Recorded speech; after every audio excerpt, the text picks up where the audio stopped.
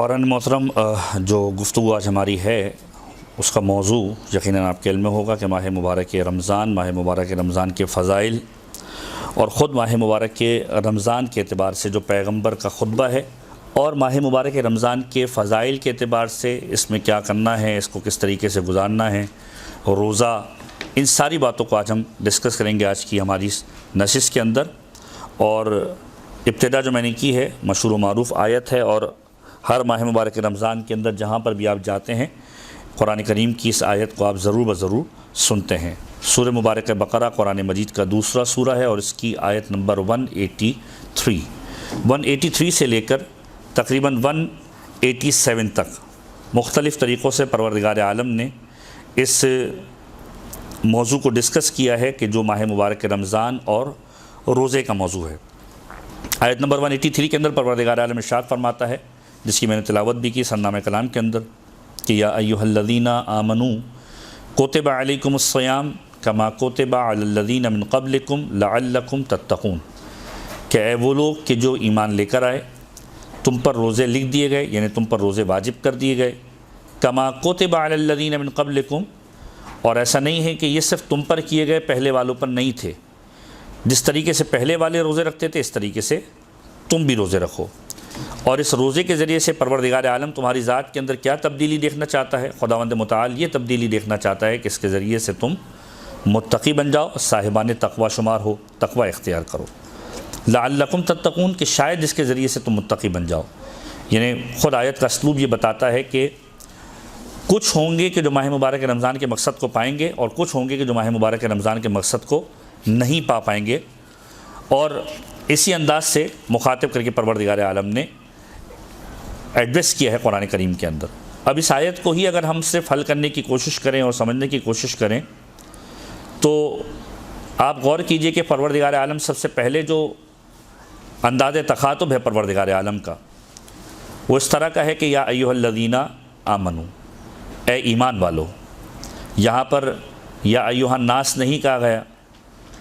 یہاں پر عمومی مخاطب نہیں کیا گیا کہ ہر کوئی مخاطب ہو اس آیت کا، نہیں، بلکہ پروردگار عالم نے یہاں پر اس انداز سے بات کی ہے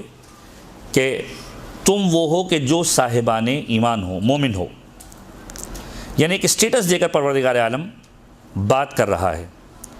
اور پھر بات کرنے کا ٹون کیا ہے؟ کتب علیکم الصیام، تم پر روزوں کو لکھ دیا گیا۔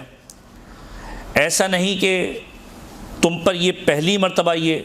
مشقت، محنت جو ہے وہ لا دی گئی ہے، کہیں انسان کے ذہن کے اندر یہ تصور نہ آئے۔ اب یہاں پر عربی لطافت کے اعتبار سے پہلی بات، یا ایھا الذین آمنوا، اے ایمان والو۔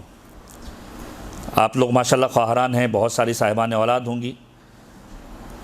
آپ لوگ جانتے ہیں کہ جب کسی بچے سے آپ کو کوئی کام کروانا ہوتا ہے تو آپ فوراً اس سے نہیں کہتے کہ فلاں کام کرو۔ چھوٹا سا بچہ، اس کو آپ پہلے بہلائیں گے، اس کو کوئی نہ کوئی لالچ دیں گے، اس کو کوئی نہ کوئی انسینٹو دیں گے، تب وہ جا کر آپ کی بات فوراً سنتا ہے۔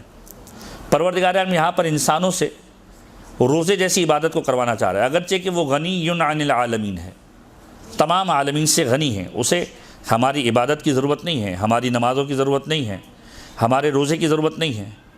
لیکن پروردگار عالم نے انسان کے ساتھ اپنا رابطہ ایسا رکھا ہے کہ جیسے ایک ماں کا رابطہ ہوتا ہے۔ اور یہ مثال پیغمبر خدا نے اس وقت دی تھی کہ جب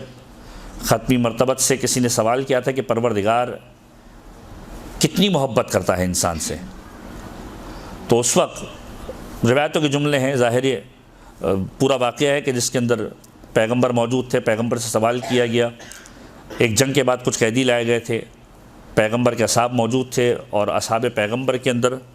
پیغمبر نے لوگوں سے کہا کہ ان قیدیوں کے اندر تمہیں کچھ نظر آ رہا ہے؟ انہوں نے دیکھا کہ ہم دیکھ رہے ہیں کہ ایک خاتون ہے کہ جو اپنے کسی عزیز کو، کسی بچے کو غالباً ڈھونڈ رہی ہے، پورے کاروان کے اندر قیدیوں کے اندر گھومتی ہے اور ڈھونڈ رہی ہے، یہاں تک کہ انہوں نے دیکھا کہ اسے بچہ مل گیا، اس نے بچے کو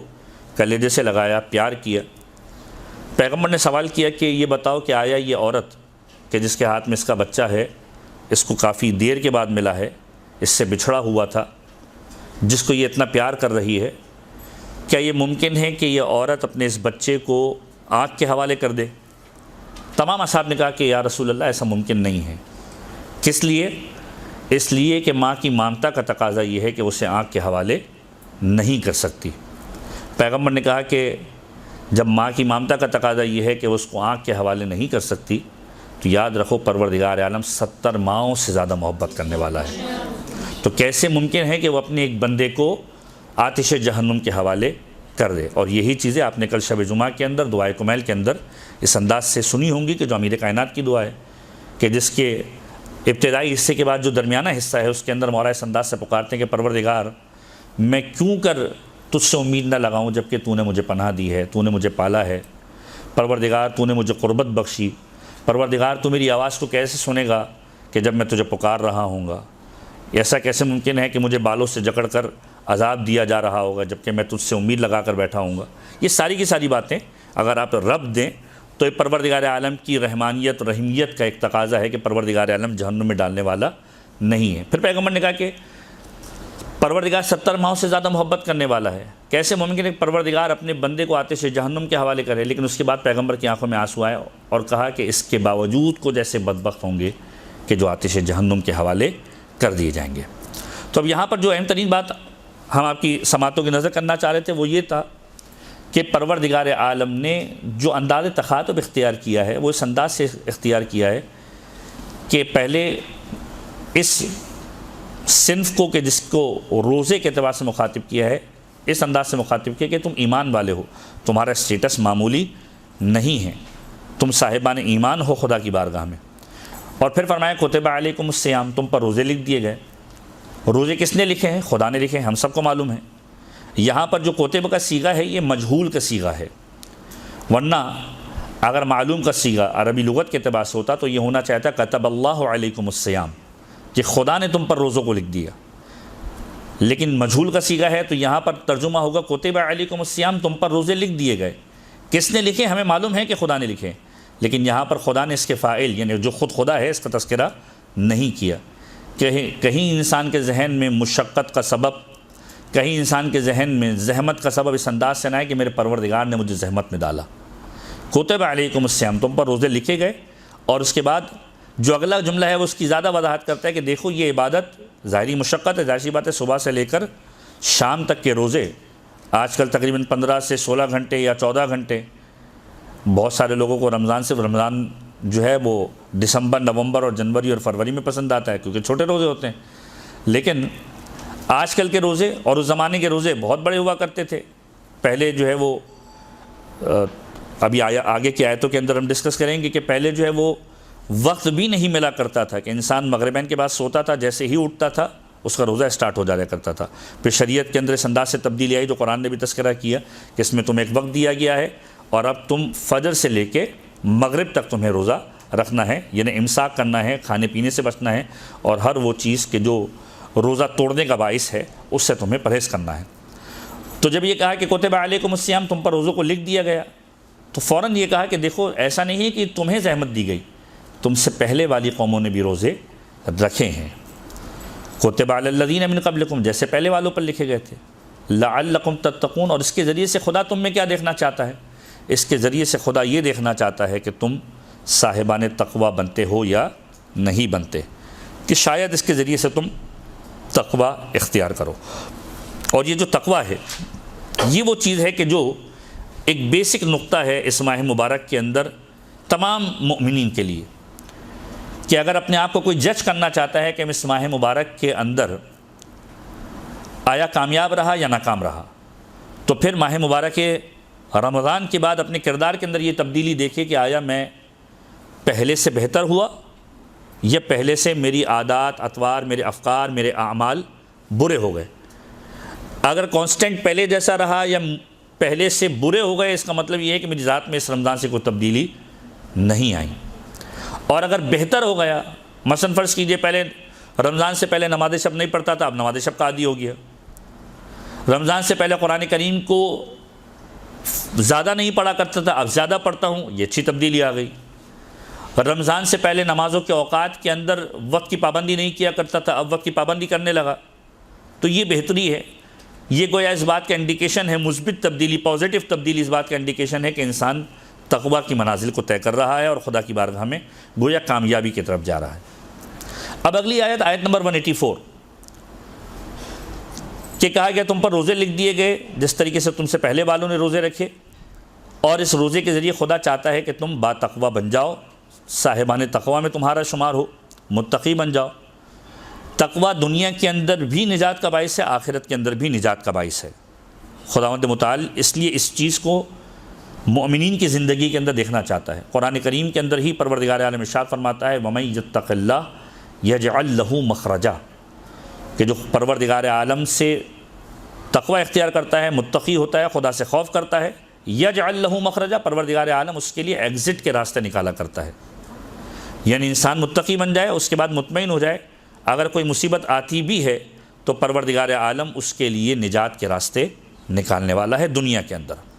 اور آخرت کے اندر تقوی باعث نجات ہے۔ امیر کائنات کا نہج البلاغہ کے اندر کلمات قصار کے اندر ایک پورا کا پورا خطبہ ہے، اور بہت خوبصورت خطبہ ہے، جو ذاکرائے ہیں وہ اس کو بھی نوٹ کریں۔ غالباً ترتیب کے اعتبار سے 102 نمبر کلمات قصار کے اندر، یہ 128 نمبر، اور اس خطبے کے اندر امیر کائنات نے اس انداز سے ایڈریس کیا ہے۔ جنگ صفین سے مولا واپس لوٹ رہے تھے، کوفے کے باہر قبرستان کے باہر مولا کھڑے ہوئے، اور جب قبرستان کے باہر کھڑے ہوئے تو مولا متقیان نے اپنے اصحاب کو روک دیا اور قبرستان کی طرف ان کو متوجہ کیا، اور قبرستان کی طرف متوجہ کر کے امیر کائنات نے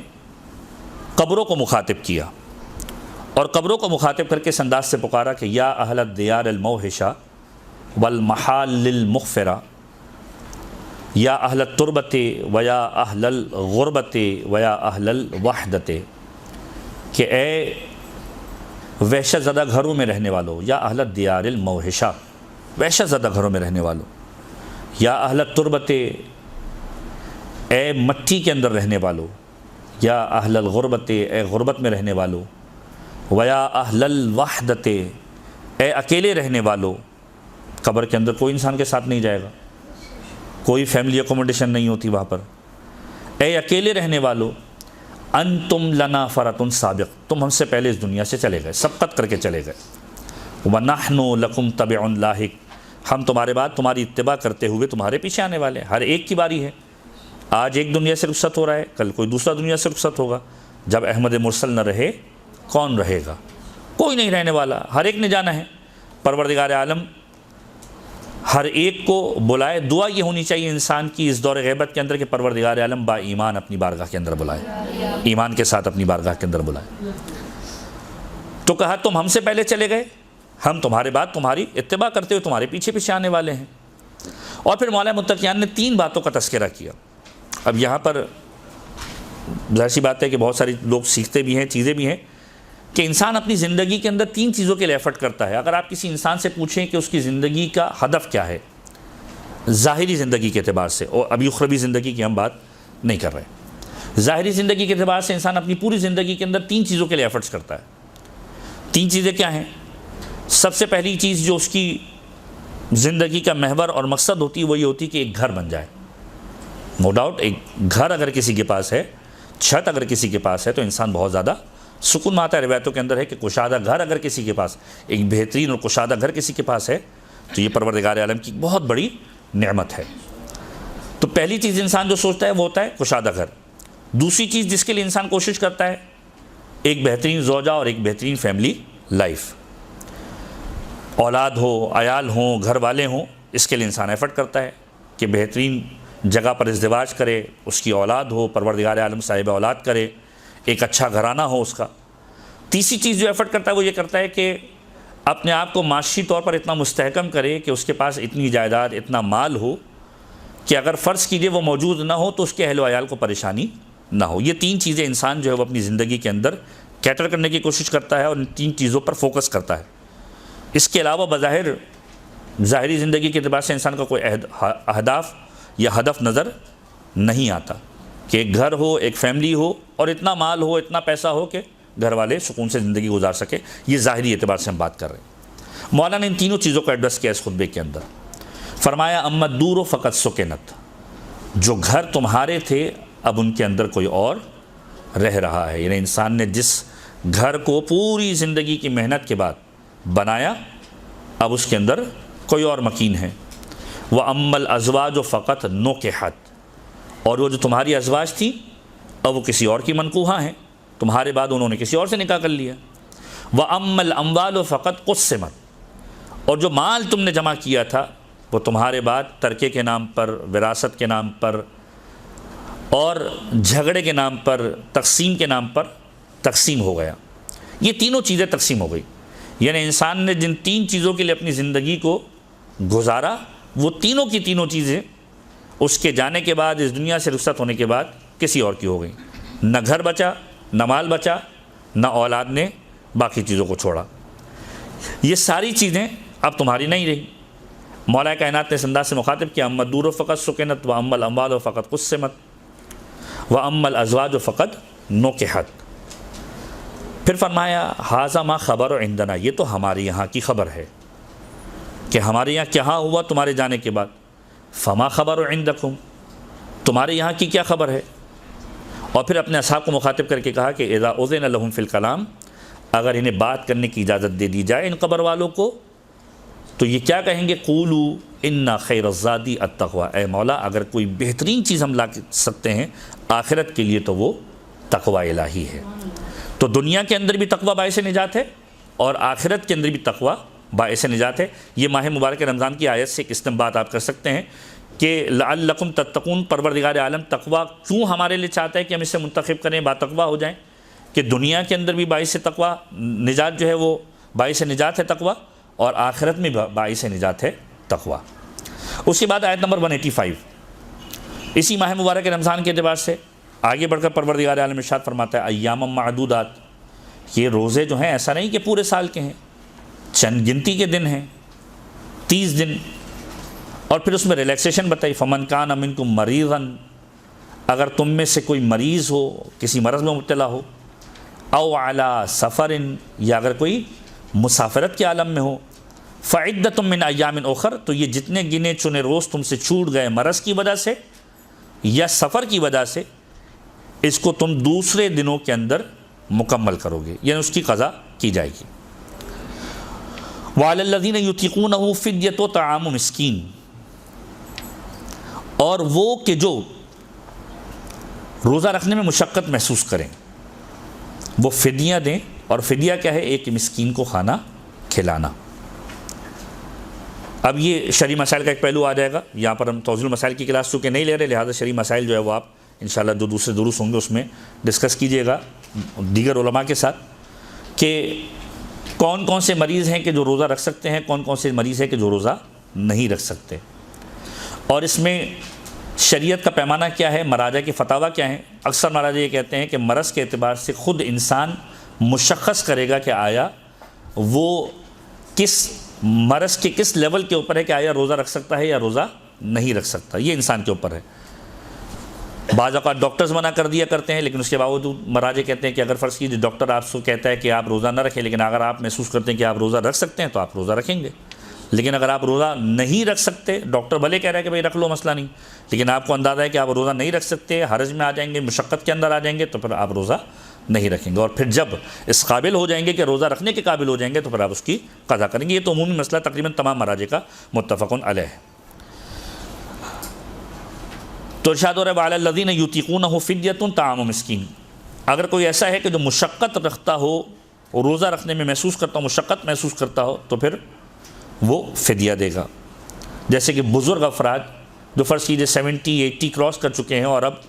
80 کراس کرنے کے بعد اب صحت ایسی نہیں، بہت سارے ایسے بھی ہیں کہ جو 90 سال تک روزے رکھتے ہیں، ماشاءاللہ پروردگار عالم نے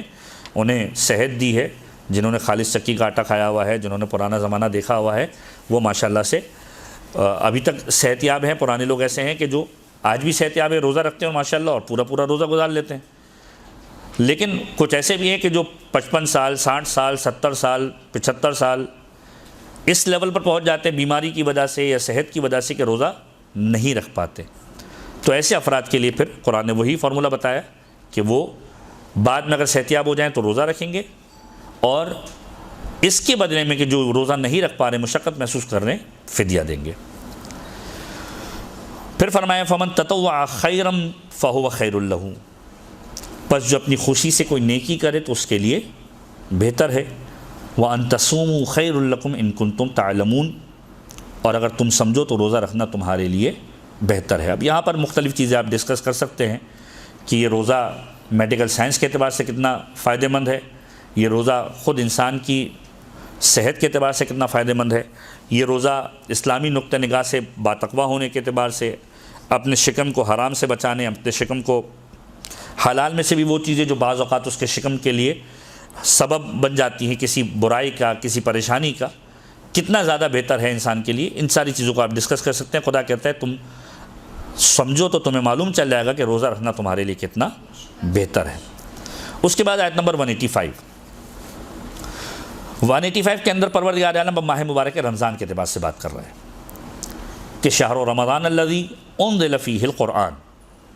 یہ ماہ مبارک رمضان وہ ہے کہ جس کے اندر پروردگار عالم نے قرآن کو نازل کیا،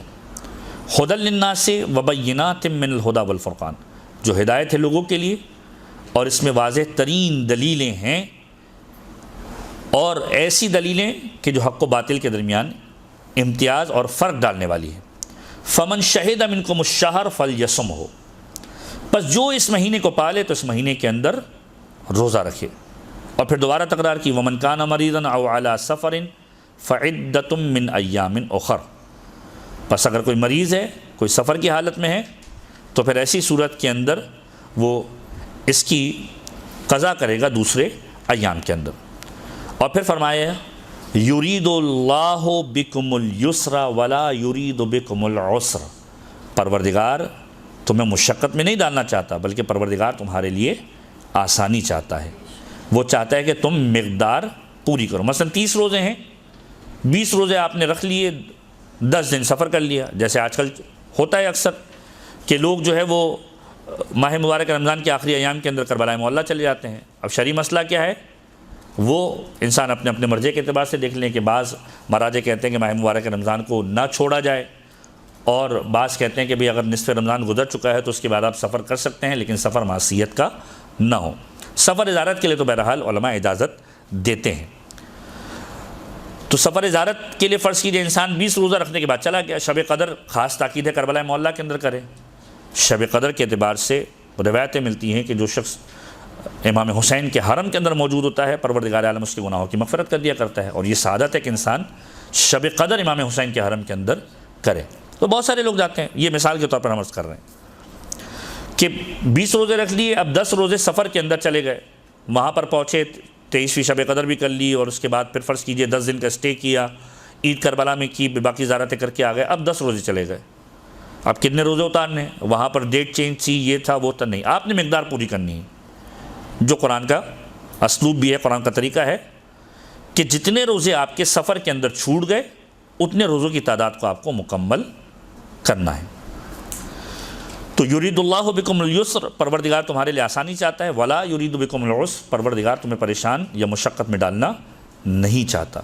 وَلِتُكْمِلُوا الْعِدَّةَ، تم اس کی مدت پوری کرو، یعنی اس کی تعداد پوری کرو، مقدار پوری کرو۔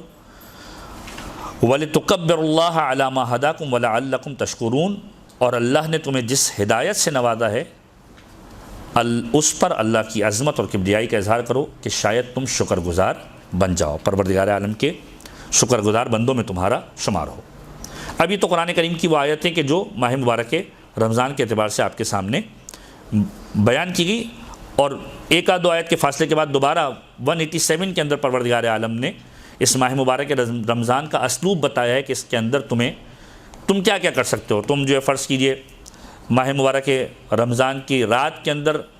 مغربین کے بعد کھانا بھی کھا سکتے ہو، تم ازدواجی تعلقات کو بھی قائم کر سکتے ہو، تم زندگی جی سکتے ہو، مگر یہ کہ فجر تک تمہیں یہ اجازت حاصل ہے، فجر کے بعد تمہارا دوبارہ روزہ شروع ہو جائے گا۔ اس کے پیچھے بہت تاریخی واقعات ہیں کہ پیغمبر کے زمانے کے اندر جب ابتداء اسلام کے اندر روزے کے فرض ہونے کا واقعہ پیش آیا تو تاریخی اعتبار سے کیا باتیں ہوئیں۔ اب یہاں پر ماہ مبارک رمضان، یہ جو ماہ مبارک رمضان ہے، اس رمضان کے اعتبار سے جو روایتوں کے جملے ملتے ہیں یہ بڑے ہی مختلف قسم کے ملتے ہیں کہ ماہ مبارک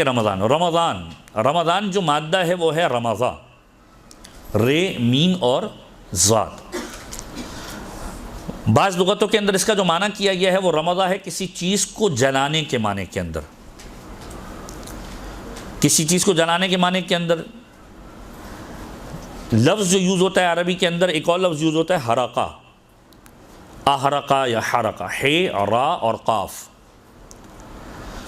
دونوں لفظ استعمال ہوتے ہیں۔ لیکن رمضہ کی خاصیت کیا ہے؟ امام معصوم کا جملہ ہے،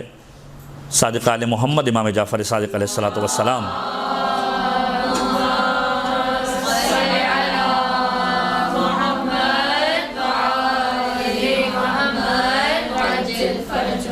اس انداز سے ارشاد فرماتے ہیں کہ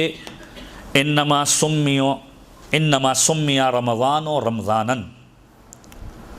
پروردگار عالم نے رمضان کا نام رمضان اس لیے رکھا لأن الرمضان یرمز الذنوب، کہ رمضان گناہوں کو جلا دیا کرتا ہے۔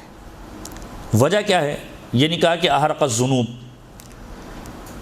بعض لغتیں اور بعض علماء بیان فرماتے ہیں کہ حرقہ اور رمضہ کے مادے میں فرق کیا ہے کہ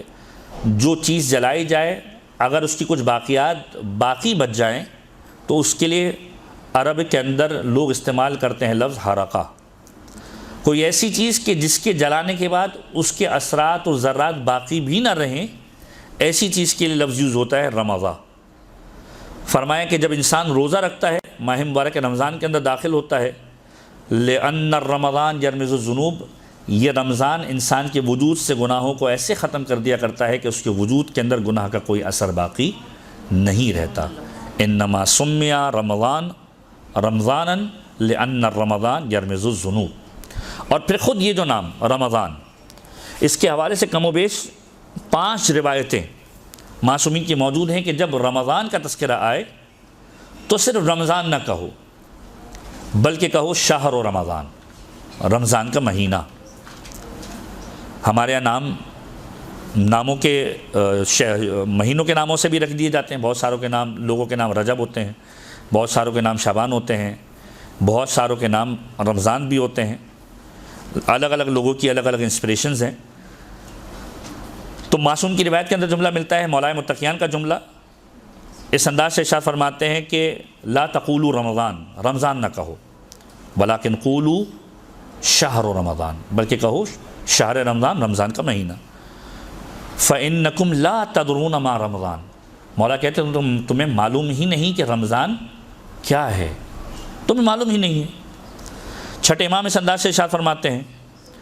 کہ راوی کہتے ہیں کہ ہم مولا کی خدمت میں موجود تھے، بلکہ 5ویں امام کے روایت وسائل الشیعہ جلد نمبر 10، کہ ہم جو ہے 8 لوگ امام کی بارگاہ میں موجود تھے اور ہم نے کہا کہ رمضان، ہم نے ذکر کیا رمضان کا، تو مولا نے کہا کہ لا تقولوا ھذا رمضان، یہ نہ کہو کہ رمضان، ولا ذهب رمضان، یہ نہ کہو کہ رمضان چلا گیا یا رمضان آ گیا، لا ذهب رمضان ولا جاء رمضان، یہ نہ کہو کہ رمضان چلا گیا رمضان آ گیا، پھر کیا کہیں؟ کہا فإن الرمضان اسم من اسماء اللہ تعالی، یاد رکھو یہ رمضان خدا کے ناموں میں سے ایک نام ہے، لا یجی ولا یذهب، نہ یہ آتا ہے یا نہ جاتا ہے، اس انداز سے اس کو مخاطب نہ کرو بلکہ کہو شہر رمضان، کیونکہ یہ خدا کے ناموں میں سے نام ہے۔ اور پھر فرمایا وَهُوَ الشَّهْرُ الَّذِي أَنزَلَ فِيهِ الْقُرْآنَ، یہ وہ مہینہ ہے کہ جس کے اندر خدا نے قرآن کو نازل کیا، اور اس مہینے کے اندر پروردگار عالم نے بشارت بھی دی ہے اور لوگوں کو ہدایت بھی دی ہے۔ اسی کی مثال سے ایک اور روایت 7ویں امام سے مروی ہے کہ وہ اپنے جد سے مخاطب کرتے ہوئے اس انداز سے ارشاد فرماتے ہیں، جو جملہ آپ نے ابھی 5ویں امام کا سنا، کہ یہ نہ کہو رمضان، یہ نہ کہو کہ رمضان آ گیا رمضان چلا گیا، بلکہ اس مہینے کا احترام کرتے ہوئے اسے کہو شہر اور رمضان۔ چھٹے امام سے، امام رضا سے تقریباً کم و بیش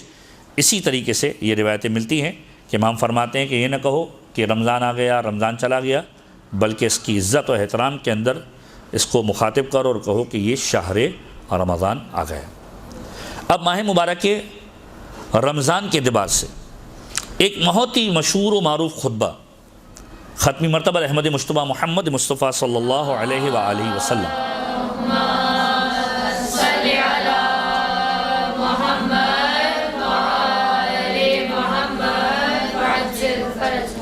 اس خطبے کے ذکر سے پہلے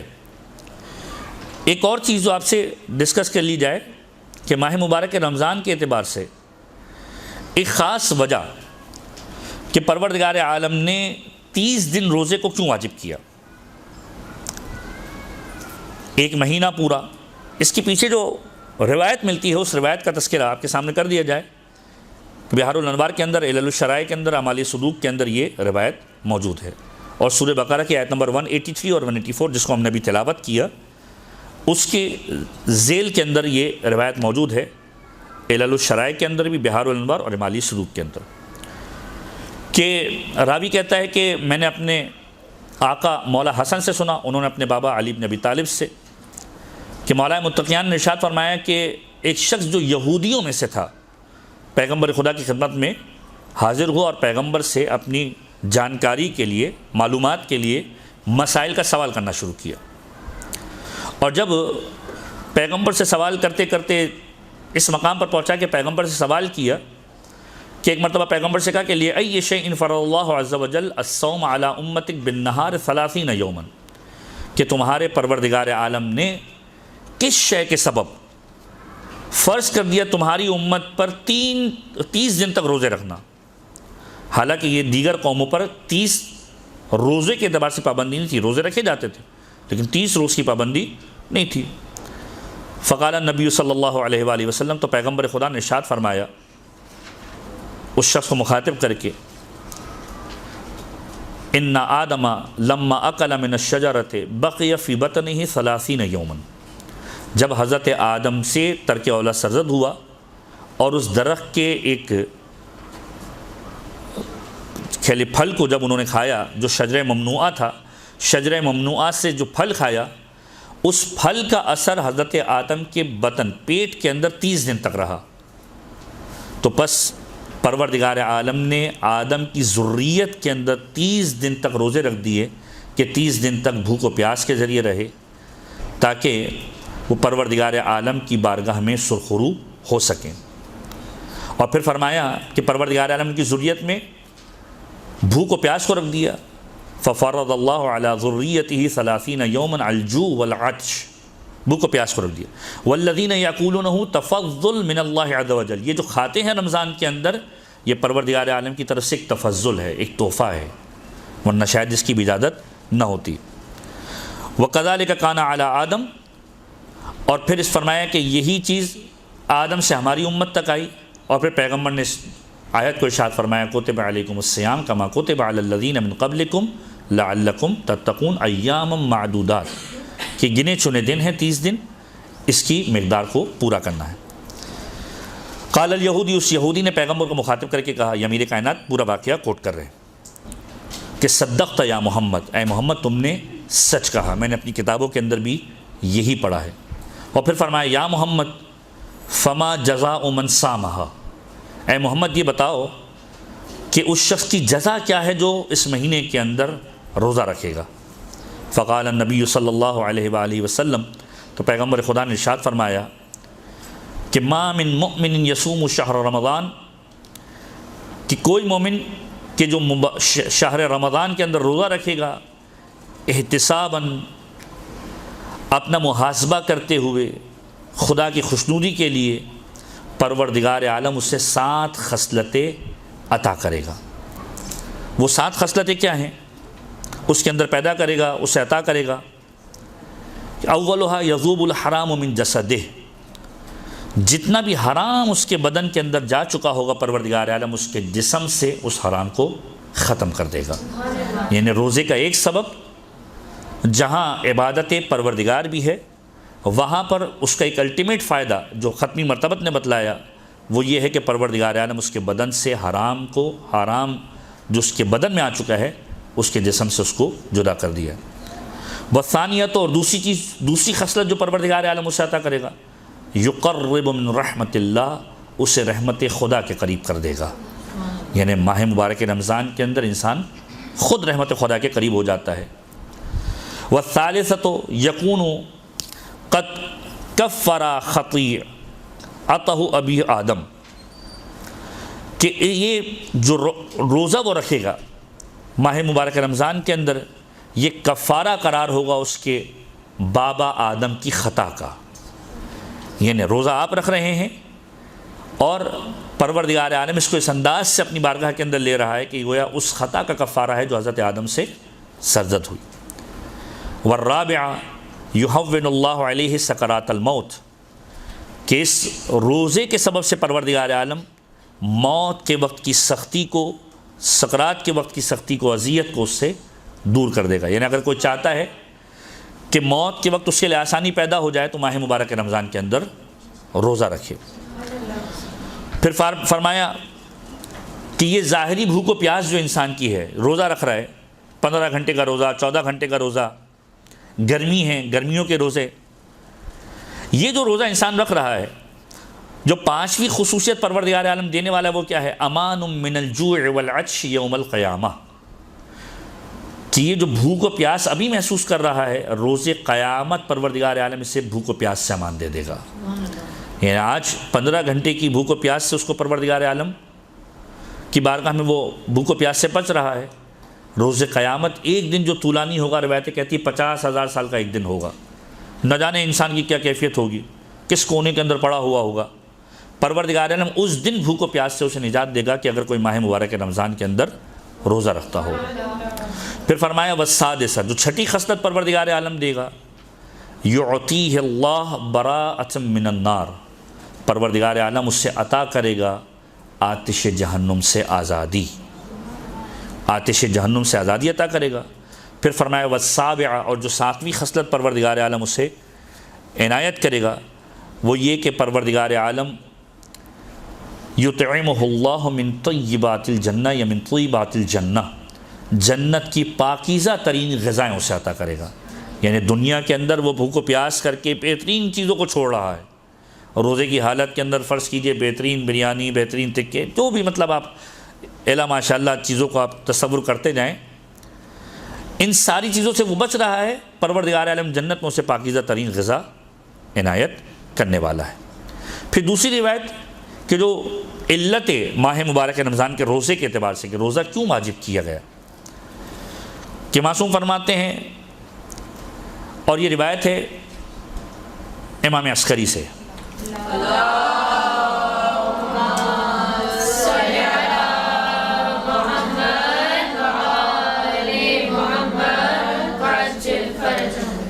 امالی شیخ صدوق کے اندر اس کا تذکرہ موجود ہے کہ امام عسکری سے سوال کیا گیا یہی سوال کہ مولا روزہ کیوں فرض کیا گیا، تو معصوم نے فرمایا کہ اس کا جواب روایتوں کے اندر اس انداز سے میرے آباء و اجداد سے وارد ہوا ہے کہ لیجد الغنی مس الجوع، کہ جب کوئی امیر بھوک و پیاس کو محسوس کرے، فیمن علی الفقیر، تو پھر وہ ان لوگوں پر کہ جو معاشرے کے اندر فقر کے اندر مبتلا ہیں ان پر احسان کریں، ان کی بھوک و پیاس کو محسوس کریں.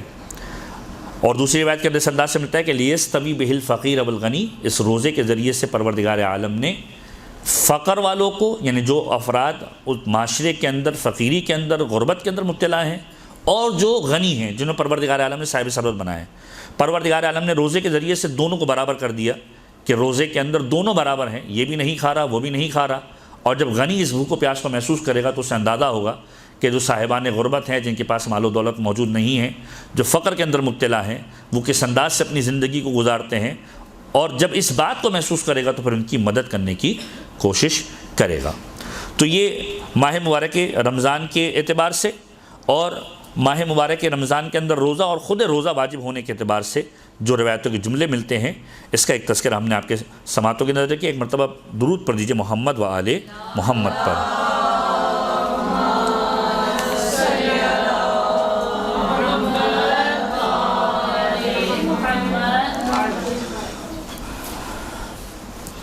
اب اس کے بعد، اس سے پہلے کہ ہم مزید ماہ مبارک رمضان کی فضیلت، اس کے روزے کا ثواب اور ان چیزوں کو ڈسکس کریں، پیغمبر کا خطبہ، کہ جو مشہور و معروف خطبہ ہے، جس کو ہم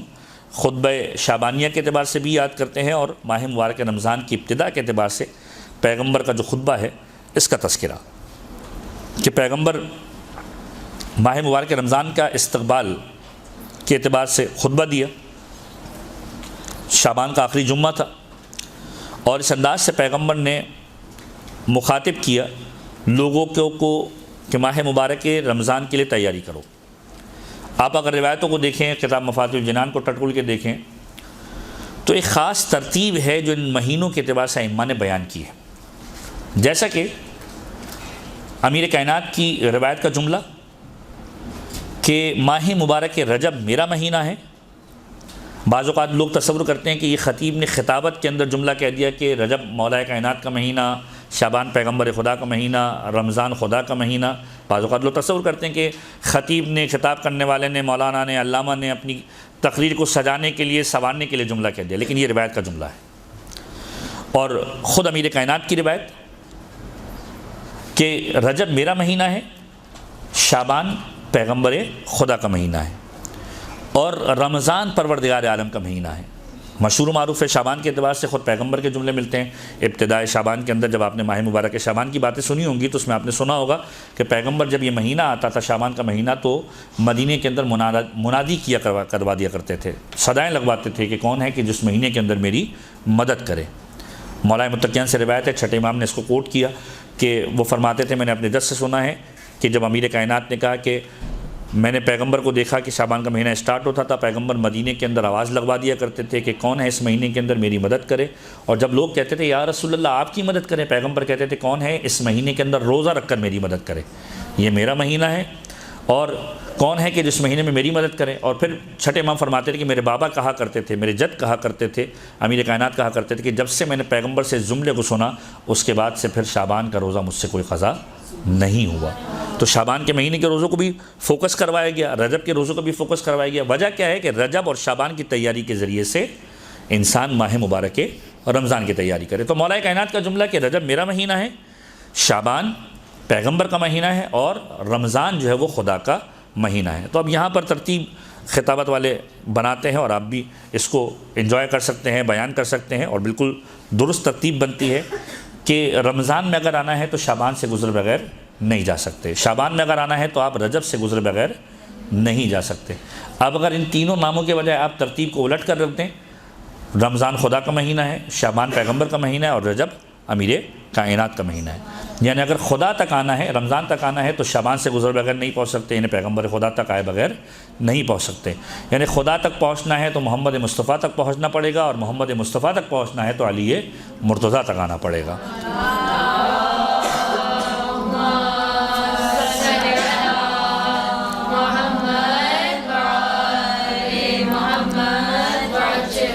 تو اس روایت سے بہت سارے دریچے ہمارے لیے اس انداز سے بھی کھلتے ہیں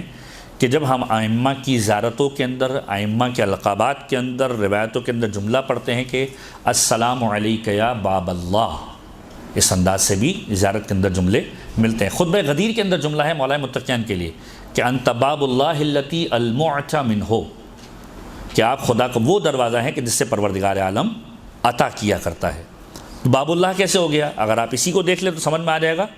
کہ پیغمبر خدا کا دروازہ ہے اور پیغمبر کا دروازہ علی ابن ابی طالب ہے، یعنی خدا تک پہنچنا ہے تو الٹیمیٹلی پہلے امیر کائنات کے پاس، امیر کائنات کے ذریعے سے پیغمبر خدا کے پاس، اور پیغمبر خدا کے ذریعے سے پھر پروردگار عالم کے پاس پہنچنا پڑے گا۔ تو ماہ مبارک شعبان پیغمبر کا مہینہ، پیغمبر نے اس مہینے کے اواخر کے اندر لوگوں کو جمع کیا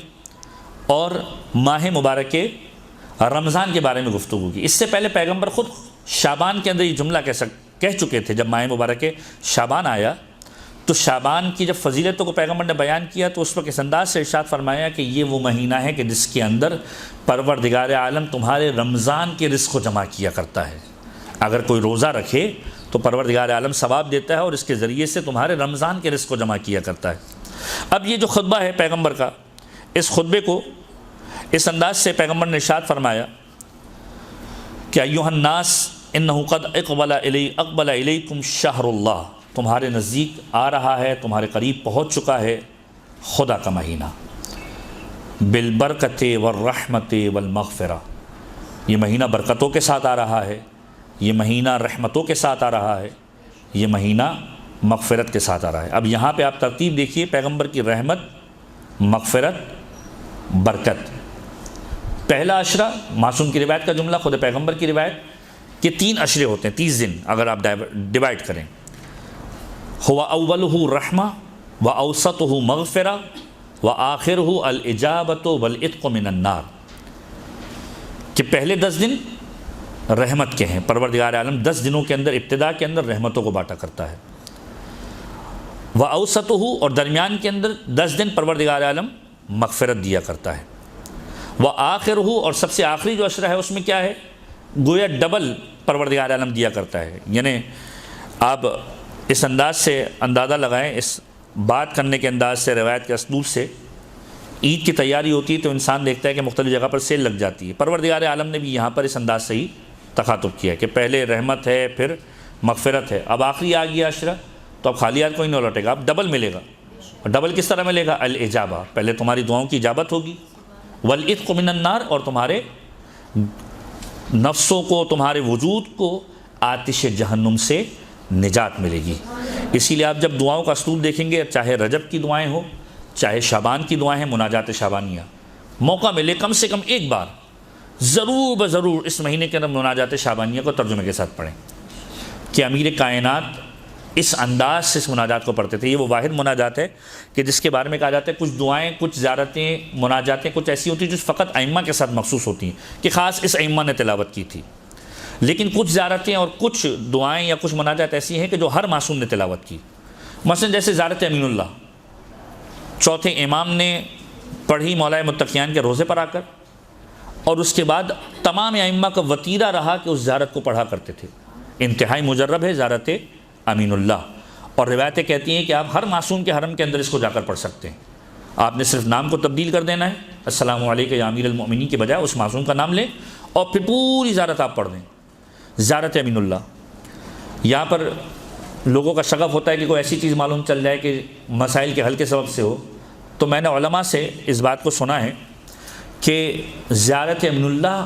کی نظر لوگ کیا کرتے ہیں علماء کی صنف کے اندر، جب کبھی پریشانی کے اندر آتے ہیں تو اس انداز سے زیارت امین اللہ کی نظر کرتے ہیں کہ اگر فرض کیجئے مشکل آسان ہو گئی تو میں زیارت امین اللہ کی تلاوت کروں گا، اور اس کو میں نے آزمودہ طور پر خود بھی تجربہ کیا ہے بہت سارے معاملات کے اندر۔ تو اگر انسان کبھی پریشانی کے اندر مبتلا ہو، پریشانی سے نجات کے لیے زیارت امین اللہ کا سہارا لے سکتا ہے۔ انتہائی معصورہ زیارت ہے، اصولی طور پر امیر کائنات کی زیارت ہے، لیکن ہر معصوم کے حرم میں آپ اس کو پڑھ سکتے ہیں۔ تو زیارت امین اللہ ہو گئی، یہ سارے کے سارے معصومین پڑھتے تھے۔ اسی طریقے سے اگر مناجات کی بات کریں، ایک مناجات ہے مناجات امیر المومنین، جو خاص امیر کائنات کی مناجات تھی، مشہور، جو آپ ماہ مبارک رمضان میں بھی پڑھتے ہیں، عمومی دنوں کے اندر بھی پڑھتے ہیں، اور اس کا اسلوب بہت خوبصورت ہے، مولایا یا مولایا انت الغنی وانا الفقیر، کہ مولایا اے میرے مولا تو غنی ہے میں فقیر ہوں، اور فقیر پر غنی کے علاوہ کون رحم کرتا ہے، انت المعطی وانا السائل، تو عطا کرنے والا ہے میں سوال کرنے والا ہوں، سوال کرنے والے کے اوپر عطا کرنے والے کے علاوہ کون رحم کرتا ہے۔ یہ اسلوب ائمہ کی مناجات کے اندر ملتا ہے، لیکن یہ مناجات امیر کائنات کے ساتھ مخصوص ہے۔ مناجات شعبانیہ وہ ہے کہ جو ہر معصوم نے پڑھی اور ہر معصوم کے اعتبار سے روایت کے اندر ملتی ہے، تو ان چیزوں کو اپنی زندگی کے اندر رائج کریں۔ تو پیغمبر ارشاد فرماتے ہیں کہ تمہارے نزدیک وہ مہینہ آ رہا ہے کہ جو برکت والا ہے، جو رحمت والا ہے، جو مغفرت والا ہے، یعنی برکت کے ساتھ آ رہا ہے، رحمت کے ساتھ آ رہا ہے، اور مغفرت کے ساتھ آ رہا ہے۔ اور یہ وہ مہینہ ہے کہ ہوا عند اللہ افضل الشہور، کہ جو خدا کی بارگاہ میں بہترین مہینہ ہے، سب سے زیادہ فضیلت والا ہے۔ اب یہاں پر ایک روایت کا تذکرہ کر دیا جائے، یہ روایت عموماً خطبہ کو بہت کام آتی ہے، اور میں بہت استفادہ کرتا ہوں، آپ لوگ بھی استفادہ کر سکتے ہیں، اور اس کو سرچ کریں گے تو یہ آپ کو مختلف کتب کے حوالے سے مل جائے گی، کہ معصوم کا جملہ اس انداز سے ملتا ہے کہ پیغمبر خدا کا ہی یہ جملہ ہے کہ پروردگار عالم نے جب سے اس کائنات کو خلق کیا ہے تو پروردگار عالم نے ہر چیز کے اندر سرداری کے کانسیپٹ کو رکھا ہے، ہر چیز کے اندر کوئی نہ کوئی سردار ہے۔ اور پھر فرمایا کہ جب انسانوں کو بنایا تو اس بشریت کے اعتبار سے سید البشر حضرت آدم کو بنایا، جب پروردگار عالم نے اس کائنات کو خلق کیا، ملائکہ کو بنایا تو ملائکہ کا سردار بنایا پروردگار عالم نے جبرائیل کو۔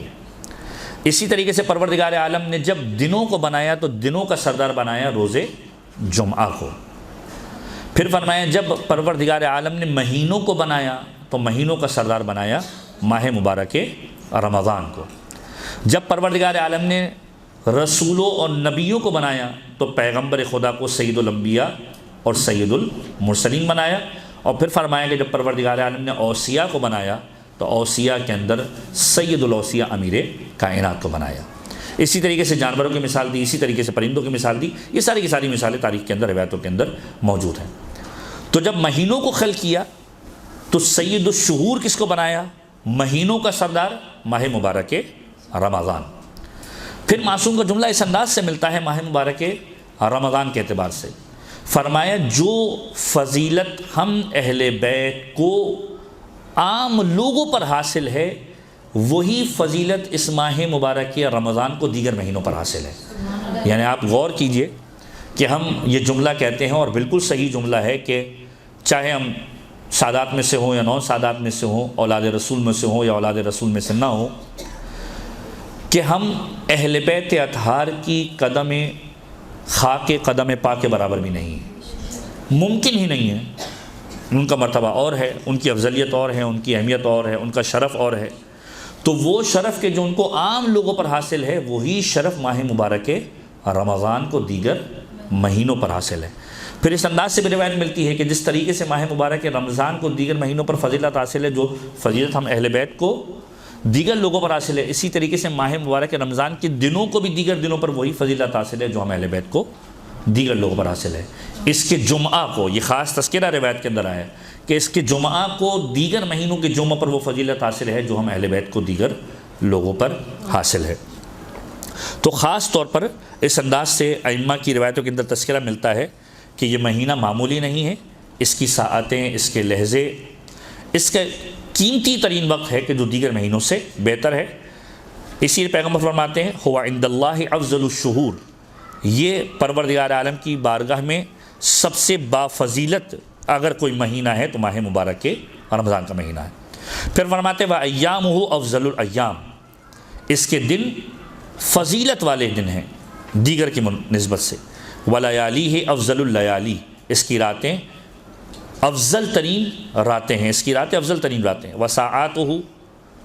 أَفْضَلُ السَّاعَات، اس کی گزرنے والے گھنٹے، اس کے گزرنے والے لحظے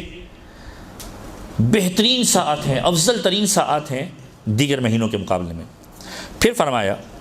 ہوا شہر دعیتم فیہ الی ضیافت اللہ، یہ وہ مہینہ ہے کہ جس مہینے کے اندر تم خدا کی مہمانی کے اندر آتے ہو۔ میزبان خدا ہوتا ہے، مہمان تم ہوتے ہو۔ اب یہاں پر ایک بہت خوبصورت فلسفہ، اگر آپ اپنی ذاتی زندگی، ظاہری زندگی کے اعتبار سے اس کو انالائز کرنے کی کوشش کریں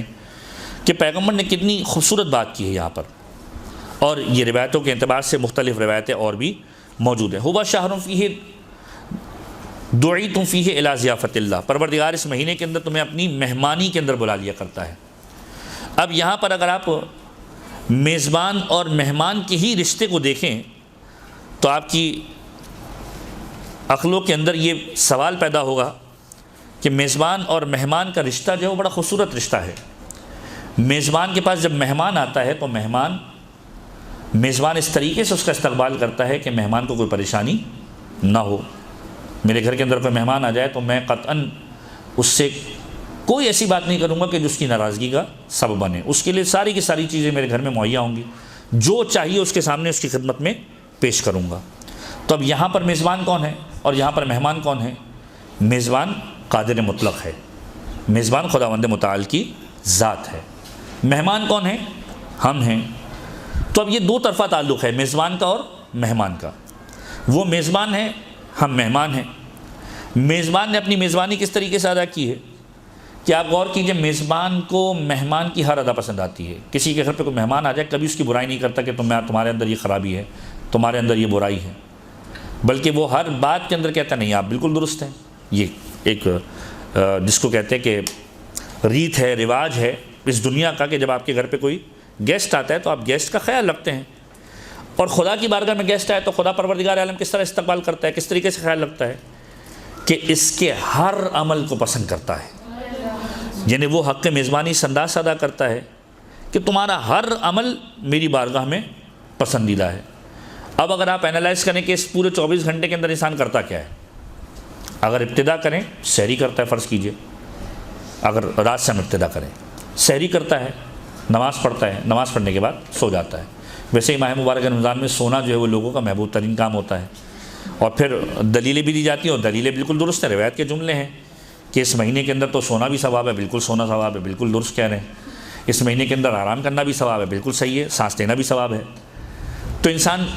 سحری کرتا ہے، نماز پڑھتا ہے، قرآن کریم کی تلاوت کرتا ہے، فرض کیجئے سوتا ہے۔ ہمارے یہاں تو رمضان اس انداز سے گزارا جاتا ہے کہ صبح سو تو پھر شام کو اٹھو گے، بس افطاری کا وقت آ جائے، روزہ گزر جائے کسی طریقے سے، تو روزہ گزار لیتا ہے، افطاری کا وقت آتا ہے، افطار کرتا ہے، اور پھر اپنے کاروباری زندگی کے اندر یا مدارس کے اندر یا دروس کے اندر پھر شریک ہوتا ہے۔ یہ 24 گھنٹے جو انسان گزارتا ہے، خدا کس طریقے سے پسند کرتا ہے؟ میزبان ہے، کہ تمہارا ہر عمل مجھے پسند ہے۔ ہوا شہر دعیتم فیہ الی ضیافت اللہ، تم خدا کی ضیافت کے اندر ہو، مہمانی کے اندر ہو، میزبان ہے تمہارا خدا۔ اب کیا کیا خدا نے؟ میزبانی کا حق کیسے ادا کیا؟ وجعلتم فیہ من اہل کرامت اللہ، خدا نے تمہیں ان لوگوں میں قرار دے دیا کہ جن کی خدا عزت کیا کرتا ہے، جس کی خدا عزت کیا کرتا ہے، جسے خدا اکرام کرتا ہے، عزت کرتا ہے۔ انفاسکم فیہ تسبیح، تمہارا سانس لینا اس مہینے کے اندر عبادت ہے۔ ہزاروں کی تعداد کے اندر انسان سانس لیتا ہے، یعنی ایک ایسا عمل کہ جو بعض اوقات انسان کے اختیار کے اندر نہیں رہتا، ایک لمحے تک انسان سانس روک سکتا ہے، اس کے بعد وہ اس کے اختیار میں نہیں رہتی، فوراً سانس لے گا کہ میری زندگی کی ضرورت ہے کہ ایک ایک لمحہ اگر مجھے گزارنا ہے تو سانس لینی ہے۔ یہ نظام تنفس جو ہے، ایسا عمل کہ جو انسان کے ظاہری اعتبار سے اختیار کے اندر بھی نہیں ہے، اس کے لیے بھی پروردگار عالم کس کا ثواب دے رہا ہے؟ تسبیح کا۔ انفاسکم فیہ تسبیح ونومکم فیہ عبادہ، یہ سب کا پسندیدہ ترین ہوتا ہے۔ ونومکم فیہ عبادہ، اور اس مہینے کے اندر تمہارا سونا بھی عبادت ہے۔ وعملکم فیہ مقبول، جو تم عمل اس میں انجام دو گے خدا کی بارگاہ میں قبول ہے، مقبول ہے۔ ودعاؤکم فیہ مستجاب، اور تمہاری دعا خدا کی بارگاہ میں مستجاب ہے۔ اب یہ پیغمبر نے خطبے کے اندر جملہ کہا، ساری چیزیں کور اپ کر دی، تمہیں صاحبان عزت کر دیا، تمہاری سانسوں پر تسبیح کا ثواب، تمہارے سونے پر عبادت کا ثواب، تمہارے عمل کو خدا کی بارگاہ میں مقبول کر دیا، تمہاری دعاؤں کو قبولیت والا کر دیا۔ اب اگر دیکھیے میزبان اور مہمان کے رشتے کو ہم تھوڑا اور آگے بڑھائیں، ابتدا میں نے کی سحری سے کرتے ہیں۔ سحری کرنا بہترین عمل ہے، اس لیے نہیں کہ کھانا کھاتے ہیں، ماہ مبارک رمضان کے اندر تو ویسے بھی انسان 4 ٹائم کھانا کھاتا ہے۔ جب سحری کرتا ہے تو سوچتا ہے کہ دوپہر کا نہیں کھانا، زیادہ کھاتا ہے۔ افطاری کے وہ کہتا ہے دوپہر کا نہیں کھایا تو دوبارہ کھاتا ہے۔ تو الحمدللہ صحتیاب ہو جاتے ہیں لوگ بہرحال، اور ماہ مبارک رمضان کے بعد اکثر لوگوں کے وزن بڑھ بھی جاتے ہیں، اچھی بات ہے، مسئلہ نہیں ہے۔ تو ماہ مبارک رمضان کے اندر پہلا عمل فرض کیجئے ہم کرتے ہیں سحری کا۔ اب خدا حق میزبانی کو کیسے ادا کر رہا ہے کہ یہ سحری کا عمل ہم لوگ بعض اوقات امپورٹنس نہیں دیتے ہیں۔ جوان طبقہ ہے، بہت سارے لوگ ہیں بغیر سحری کے روزہ رکھیں گے، رات کو سو گئے، یا بہت سارے لوگ کہتے ہیں بھائی ہماری رات کو جلدی سونے کی عادت ہے، سحری کے وقت کون اٹھے بھائی، رات کو ہی کرو اور سو جاؤ اور پھر صبح اٹھیں گے نماز فجر کے وقت۔ نہیں، سحری کے وقت کو خاص امپورٹنس دی ہے ائمہ طاہرین نے، کہ معصوم کا جملہ ملتا ہے کہ کچھ اوقات ایسے ہوتے ہیں کہ جس میں پروردگار عالم انسان کی حاجات کو پورا کیا کرتا ہے،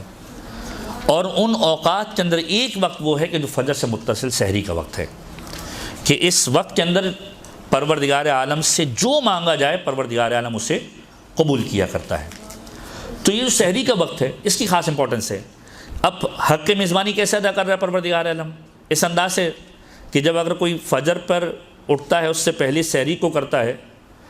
تو معصوم کی روایت کا جملہ، چھٹے امام کا جملہ پیغمبر سے نسبت دے کر کہ ان اللہ و ملائکتہ، اب یہ روایت کا جملہ ہے، ان اللہ و ملائکتہ یصلون علی المستسحرین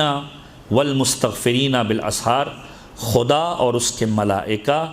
اس پر درود بھیجتے ہیں کہ جو سحری کے وقت اٹھ کر سحری کرتا ہے اور سحر خیز ہو کر استغفار کرتا ہے،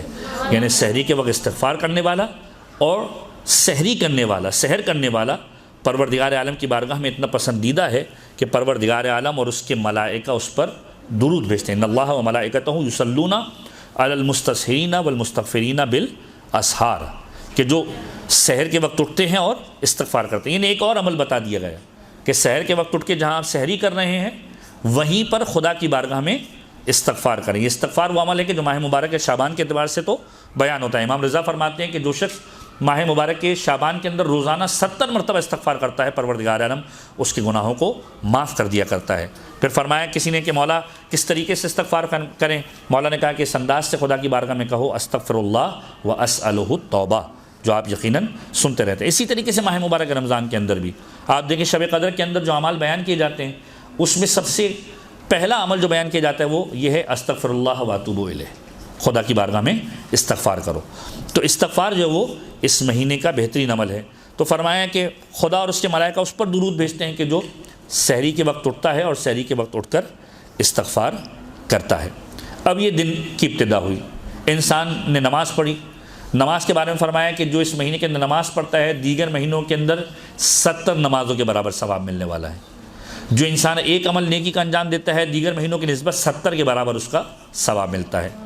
جو ایک آیت پڑھتا ہے گویا دوسرے مہینے کے اندر پورے قرآن پڑھنے کا ثواب ملتا ہے۔ آپ ذرا غور کیجئے کہ کس طریقے سے ملٹیپلیکیشنز اس ماہ مبارک رمضان کے اعتبار سے بیان کی گئی۔ سو گئے، سونے کا ثواب، سانس لے رہے ہیں، سانس لینے کا ثواب،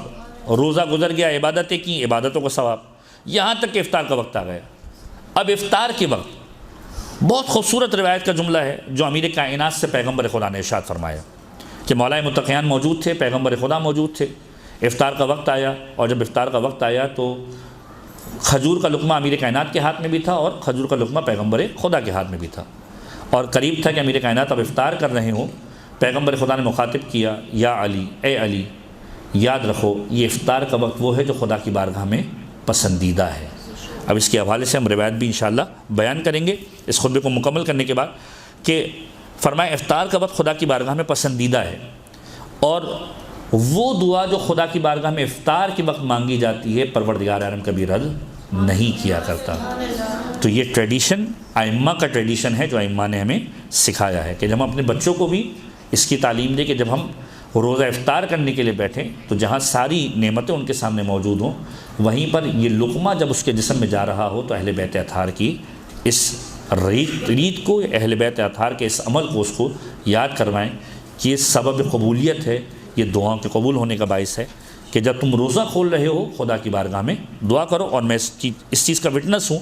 بہت سارے لوگوں کو جب یہ عمل بتایا اکثر متوجہ ہوتے ہیں اور یقیناً لوگ عادی ہوتے ہیں، سورہ مبارکہ انا انزلنا کی تلاوت کرتے ہیں، دیگر سوروں کی تلاوت کرتے ہیں، یوں تو قرآن کریم کی ویسے ہی تلاوت کا ثواب ہے، لیکن اس مقام پر جو دعا مانگی جاتی ہے افطار کے وقت پروردگار عالم خاص طور پر قبول کرتا ہے کہ پیغمبر کہتے ہیں یا علی کہ یہ دعا جو افطار کے وقت مانگی جاتی ہے پروردگار عالم کبھی رد نہیں کیا کرتا۔ اب اس کے بعد پیغمبر فرماتے ہیں کہ یہ مہینہ وہ ہے جو برکت و رحمت و مغفرت کے ساتھ آ رہا ہے، افضل ترین مہینہ ہے، اس کے دن افضل ہیں، اس کی راتیں افضل ہیں، اس کی ساعتیں افضل ہیں، اس میں خدا کے تم مہمان ہو، تمہیں صاحب عزت بنا دیا گیا، تمہارے سانسوں کا ثواب پروردگار دینے والا ہے، تمہیں سونے پر عبادت کا ثواب ملنے والا ہے، تمہارے عمل مقبول ہیں، تمہاری دعائیں مستجاب ہے۔ پھر فرمایا کہ خدا سے سوال کرو اس مہینے کے اندر سچی نیتوں کے ساتھ، فاسألوا اللہ ربکم بنیات صادقہ، اپنے رب سے پالنے والے سے سوال کرو سچی نیتوں کے ساتھ، وقلوب طاہرہ، پاکیزہ ترین قلوب کے ساتھ مانگو، ان یوفقکم للصیام، ہی کہ وہ تمہیں توفیق دے کہ تم اس مہینے کے اندر روزہ رکھو۔ یعنی آپ غور کیجئے کہ ہے واجب چیز لیکن پیغمبر کے انداز سے شوق دلانے کہ خدا سے توفیق مانگو، یعنی یہاں پر بتایا جا رہا ہے کہ انسان جو عبادتیں انجام دیتا ہے در حقیقت توفیق پروردگار کا محتاج ہوتا ہے، توفیق پروردگار کا محتاج ہوتا ہے۔ جب انسان گناہ کرتا ہے، یہ جملہ آپ اپنے دماغ میں اس انداز سے سمجھنے کی کوشش کیجئے کہ کچھ جملے روایتوں کے اندر ملتے ہیں، اور ماہ مبارک رمضان سے اس کا تعلق اس لیے بھی ہے کہ معصوم کا جملہ ملتا ہے من صامہ وقامہ ایمانا و احتسابا خرج من ذنوبہ کیوم ولدتہ امہ، کہ جو ماہ مبارک رمضان کے اندر روزہ رکھتا ہے، من صامہ وقامہ اس میں قیام کرتا ہے، ایمانا و احتسابا ایمان رکھتے ہوئے اپنا محاسبہ کرتے ہوئے، خرج من ذنوبہ کیوم ولدتہ امہ گناہوں سے ایسے خارج ہو جایا کرتا ہے جیسے ایک نومولود بچہ جب اپنی ماں کے پیٹ سے باہر آتا ہے اس کے ذمے کوئی گناہ نہیں ہوتا۔ جو ماہ مبارک رمضان کو اس انداز سے گزارتا ہے پروردگار عالم اس سے گناہوں سے نکال دیا کرتا ہے۔ بری کر دیا کرتا ہے، نئی زندگی شروع کرتا ہے جیسے ایک نومولود بچہ۔ یہی روایت کربلا کے اعتبار سے ملتی ہے کہ من زار الحسین، جو امام حسین کی زیارت کرے، خرج من ذنوبہ کیوم ولدتہ امہ، کہ اس طریقے سے گناہوں سے خارج ہو جاتا ہے کہ جیسے ایک نومولود بچہ۔ یہی روایت حج کے اعتبار سے ملتی ہے کہ جو شخص حج کو انجام دے، حاجی بن گیا، خرج من ذنوبہ کیوم ولدتہ امہ، ایسے گناہوں سے نکل جایا کرتا ہے جیسے ایک نومولود بچہ۔ اب انسان کیا اس بات پر پورے سال گناہ کرتے رہے کہ میں ماہ مبارک رمضان آئے گا تو اپنے آپ کو پاک و پاکیزہ بنوا لوں گا، یا پورے سال گناہ کرے اور ایک مرتبہ امام حسین کی زیارت کے لے جائے اور کہے کہ اب میں پاک و پاکیزہ ہو گیا، یا زندگی بھر گناہ کرے اور حج کا ویٹ کرے کہ حج بیت اللہ کر کے آؤں گا تو گناہ سے آزاد ہو جاؤں گا؟ نہیں، روایتیں کہتی جب انسان کسی ایسے عمل کو انجام دیتا ہے، خداوند متعال یہ تحفہ دیتا ہے، روزہ رکھ لیا، خدا نے اسے پاک و پاکیزہ کر دیا، زیارت امام حسین کر کے آ گیا، پروردگار عالم نے پاک و پاکیزہ کر دیا، حج کر کے آ گیا، خداوند متعال نے اس کو پاک و پاکیزہ کر دیا۔ لیکن جیسے ہی ایک گناہ اس کی ذات سے سرزد ہوا، پروردگار عالم اس کی توفیقات کو سلب کرنا شروع کر دیتا ہے، اس کی توفیقات سلب ہو جاتی ہے کہ انسان خدا کی بارگاہ میں اگر نماز پڑھنے کے لیے نہ کھڑا ہو تو یہ تصور کرے، یہ جملے سوشل میڈیا کے اوپر آپ پڑھتے ہیں، لیکن روایتوں کو اگر نچوڑ کر دیکھیں تو ان روایتوں کے اندر حصول یہ ملے گا کہ یہ سوچے خدا کی بارگاہ میں کہ آج مجھ سے ایسا کیا سرزد ہوا کہ خدا نے مجھے اپنی بارگاہ میں کھڑا رہنا بھی نصیب نہیں کیا۔ یہ توفیق پروردگار عالم سلب کر لیتا ہے۔ یہ ایک روایت جو امام حسین کی زیارت کے اعتبار سے ملتی ہے، زیادہ بہتر انداز سے آپ سمجھ سکیں اس جملے کو، کہ ایک جملہ ملتا ہے کہ من زار الحسین صلی اللہ علیہ وآلہ، کہ جو امام حسین کی زیارت کرتا ہے، پروردگار عالم اس کے ما قبل گناہوں کو بھی معاف کر دیا کرتا ہے، ما بعد گناہوں کو بھی معاف کر دیا کرتا ہے، کہ پرانے گناہ بھی معاف ہو گئے، اگلے گناہ بھی معاف ہو گئے، جو ترجمہ ہوتا ہے۔ اس سے مراد کیا ہے؟ اس کا مراد یہ ہے کہ امام حسین کی زیارت کرنے کے بعد انسان کو لائسنس مل گیا گناہ کرنے کا؟ نعوذ باللہ من ذالک، ایسا نہیں ہے۔ علماء کہتے ہیں اس سے مراد یہ ہے کہ ما قبل گناہ تو معاف ہو گئے، اگلی زندگی کے لیے خدا توفیق دیتا ہے کہ گناہ انجام نہ دے۔ تو اسی طریقے سے ماہ مبارک رمضان، کہ تم خدا سے توفیق طلب کرو کہ اس مہینے کے روزے رکھ سکو، کہ پروردگار عالم تمہیں یہ توفیق دے۔ اب توفیق کا مطلب کیا ہے؟ ایسا نہیں کہ واجب کے لیے توفیق مانگی جا رہی، کہ خدا سے توفیق مانگو کہ پروردگار کسی مرض کے اندر مبتلا نہ کر دینا، پروردگار کسی بیماری کے اندر مبتلا نہ کر دینا، کہ ایسا نہ ہو کہ بیماری کے سبب سے میں اس مہینے کے روزے چھوڑ دوں۔ خدا سے سچی نیتوں کے ساتھ، پاکیزہ ترین دل کے ساتھ سوال کرو کہ وہ تمہیں توفیق دے اس مہینے کے روزے کی، وَتِلَاوَتِ کتابہ، اور اس مہینے کے اندر اپنی کتاب کی تلاوت کی۔ ماہ مبارک رمضان قرآن کریم کے ساتھ ایک گہرا تعلق ہے اس کا۔ معصوم کا جملہ ہے لِكُلِّ شَيْءٍ رَبِيعٌ وَرَبِيعُ الْقُرْآنِ شَهْرُ رمضان، ہر چیز کے لیے ایک بہار کا موسم ہوتا ہے جب اس کے اوپر سرسبز و شادابی آ جایا کرتی ہے، چہرے پر رونق آ جایا کرتی ہے۔ مثلا ایک ماں جب اپنے بچے کو دیکھتی ہے تو اس کے چہرے پر رونق آ جاتی ہے، اس کا چہرہ حشاش بشاش ہو جایا کرتا ہے۔ اسی طریقے سے قرآن جب ماہ مبارک رمضان کو دیکھتا ہے، قرآن پر رونق آ جاتی ہے کہ اب لوگ مجھے کھولیں گے۔ اور یہ المیہ ہے تاریخ کا، یہ تاریخ کا المیہ ہے۔ اب ذرا آپ سوچئے کہ دین ہیومن نیچر کی اور ہیومن سائیکو کے کتنے قریب ہے، کہ ہم پورے سال قرآن نہیں کھولتے۔ کھلتا کس وقت ہے؟ اس وقت ہے کہ جب کسی بچی کی فرض کیجئے شادی ہو رہی ہوتی ہے تو سر پہ رکھا جاتا ہے، یا اس وقت کھولا جاتا ہے کہ جب استخارہ کیا جاتا ہے، یا اس وقت کھولا جاتا ہے جب کسی گھر میں ڈیتھ ہو جائے تو قرآن کریم کی تلاوت۔ ورنہ عمومی طور پر جب انسان کبھی پریشانی کے اندر مبتلا ہوتا ہے تو مغربین کے بعد سورہ واقعہ پڑھنا شروع کر دیتا ہے، ورنہ اس کے علاوہ انسان قرآن کب کھولتا ہے؟ ہم نے دین کے بہت ساری چیزوں کو اپنے مفاد کے لیے رکھا ہوا، جب ضرورت پڑتی ہے یوز کرتے ہیں، اور جب ضرورت نہیں ہوتی اس کا استعمال ختم ہو جاتا ہے۔ یہ المیہ ہے۔ قرآن کو اپنی زندگی کا حصہ بنائیں۔ میں نے پہلے بھی یہاں پر درس کے اندر بیان کیا تھا کہ جس گھر کے اندر تلاوت قرآن ہوتی ہے وہ گھر آسمان والوں پر ایسے جگمگاتا ہے جیسے زمین والوں کے لیے اوپر آسمان پر چمکتا ہوا ستارہ۔ آسمان والے پسند کرتے ہیں اس گھر کو کہ جس گھر کے اندر قرآن کریم کی تلاوت ہوتی ہے۔ تو قرآن کو صرف ماہ مبارک رمضان تک محدود نہیں کرنا، بلکہ اپنی پوری زندگی کے اندر لے کر آنا ہے دیگر مہینوں کے اندر بھی۔ اور اس حوالے سے پوری گفتگو یہاں پر ہوئی تھی جس میں ہم نے قرآن کے مختلف سوروں کے خواص بھی بیان کیے تھے۔ تو ہر شے کے ایک بہار کا موسم ہے، وربیع القرآن شہر رمضان، قرآن کی بہار کا موسم کیا ہے؟ ماہ مبارک رمضان، کہ معصوم فرماتے ہیں کہ اس مہینے کے اندر ایک آیت کا ثواب پروردگار عالم دیگر مہینوں کے اندر گویا قرآن ختم کرنے کے برابر دیتا ہے۔ یہ وہ مہینہ ہے کہ جس کے اندر ایک سورہ گویا پورے قرآن کا ثواب دلا دیا کرتا ہے۔ مختلف روایتیں اس کے اندر بہرحال موجود ہیں۔ تو معصوم فرماتے ہیں کہ پیغمبر فرماتے ہیں کہ تم اس مہینے کے اندر پاکیزہ ترین نیتوں کے ساتھ، پاک دل کے ساتھ خدا سے یہ سوال کرو کہ وہ خدا تمہیں روزے کی توفیق دے، تمہیں تلاوت قرآن کی توفیق دے۔ تلاوت قرآن میں بھی اسٹیپس ہیں۔ پہلے انسان قرآن کریم کی تلاوت کرے، قرآن کریم کے مطالب اور معانی کو پڑھے۔ تیسرا مرحلہ تفہیم قرآن، قرآن کی تلاوت کی۔ بہت سارے لوگ صرف جو ہے وہ قرآن کے ترجمے پر اکتفا کرتے ہیں، جن کو بالکل نہیں آتا بالکل اکتفا کریں، لیکن کوشش کریں کہ قرآن کریم کے لیے عربی کو سیکھیں، کیونکہ عربی لغت اور عربی کے اندر پڑھنے کا ثواب ہے، چاہے وہ دعائیں ہوں، چاہے وہ زیارتیں ہوں، چاہے وہ قرآن کریم ہو۔ ٹرانسلیٹریشن کے اندر بھی اب باقاعدہ طور پر رومن اردو کے اندر اس طریقے سے قرآن کریم کی آیتوں کو لکھ کر انٹرنیٹ کے اوپر بھی اور دیگر چیزوں کے اندر اویلیبل ہے، کہ جس طریقے سے آپ اردو پڑھتے ہیں اسی طریقے سے قرآن کریم کی آیتوں کو پڑھنے کی کوشش کریں۔ اعراب سمجھ میں نہیں آتے، ٹرانسلیٹریشن کے ذریعے سے پڑھیں، رومن اردو کے ذریعے سے پڑھنے کی کوشش کریں۔ قرآن کریم کی عربی پڑھنے کا باقاعدہ طور پر ثواب ہے۔ تو پہلا مرحلہ عربی پڑھنا، دوسرا مرحلہ معانی پڑھنا، تیسرا مرحلہ اس کو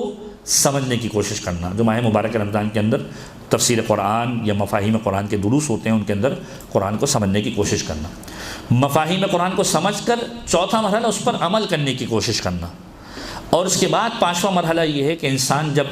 قرآن کو پڑھ لے، قرآن کے معنی کو دیکھ لے، اس کے مفہوم کو سمجھ لے، خود عمل کرنے لگے، اب اس کی ذمہ داری ہے کہ دوسرے لوگوں کو بھی دعوت دے، کہ خود قرآن کو سمجھ لیا، اب دوسرے لوگوں کو دعوت دو کہ وہ بھی قرآن کریم کی طرف آئیں اور اس پر عمل کرنے کی کوشش کریں۔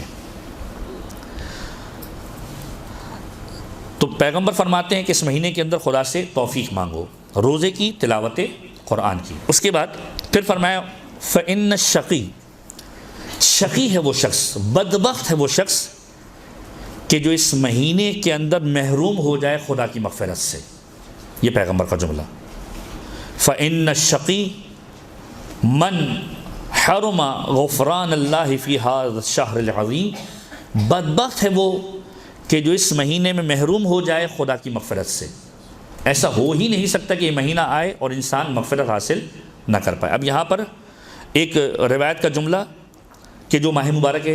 رمضان کے ذیل کے اندر بہت زیادہ وارد ہوئی ہے، اور وہ روایت یہ ہے کہ پیغمبر نے اس انداز سے ارشاد فرمایا، کعب بن عجرہ کی روایت ہے امال توسی کے اندر بھی اور مناقب کے اندر بھی اور دیگر کتب کے اندر، کہ پیغمبر مدینہ کی مسجد کے اندر موجود تھے، ممبر کے قریب موجود تھے، ممبر پر پہلا قدم رکھا اور پیغمبر نے کہا وائے ہو اس پر اور ہلاکت ہو اس پر، دوسری سیڑھی پر قدم رکھا ممبر کی اور پھر کہا وائے ہو اس پر اور ہلاکت ہو اس پر، تیسری سیڑھی پر قدم رکھا اور پھر کہا وائے ہو اور ہلاکت ہو اس پر۔ جب پیغمبر نے خطبہ شروع کیا، خطبہ ختم کیا، اور جب خطبہ ختم کیا تو اصحاب نے سوال کیا، یا رسول اللہ آج سے پہلے ہم نے کبھی آپ کو نہیں دیکھا کہ آپ نے ممبر پر قدم رکھا ہو اور یہ کہا ہو کہ وائے ہو ہلاکت ہو۔ مختلف ضمن کے اندر مختلف جملوں کے ساتھ روایت 3-4 جگہ پر تذکرہ ہوئی۔ تو پیغمبر نے کہا کہ جب میں نے پہلی سیڑھی پر قدم رکھا تو جبریل امین تشریف لائے اور یہ جملہ کہا کہ ہلاکت ہو ایسے شخص کے لیے کہ جو زندگی کے اندر ماں باپ کو پالے اور اپنے آپ کو نہ بخشوا سکے۔ یعنی کتنا امپورٹنٹ ہے کہ انسان کی زندگی کے اندر ماں باپ ہوں اور وہ ماں باپ کے ذریعے سے اپنی جنت کا سبب پیدا کرے۔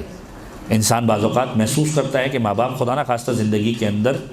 مشکلات کا سبب ہیں، معصوم فرماتے ہیں کہ یہ تمہارے لیے جنت کا سبب ہے۔ فرمایا بدبخت ہے وہ کہ جس کے ماں باپ زندہ ہوں اور وہ ان کے ذریعے سے جنت کا ضامن نہ بن سکے، ماں باپ کے ذریعے سے جنت کو نہ کما سکے۔ تو جب جبرائیل نے یہ کہا کہ ہلاکت ایسے شخص کے لیے کہ جو اپنے ماں باپ سے محروم ہو جائے اور زندگی میں ماں باپ کی خدمت کر کے جنت کو واجب نہ کرا سکے، تو ہلاکت ایسے شخص کے لیے۔ پھر فرمایا کہ جب میں نے دوسرا قدم ممبر پہ رکھا تو جبرائیل امین نے جملہ کہا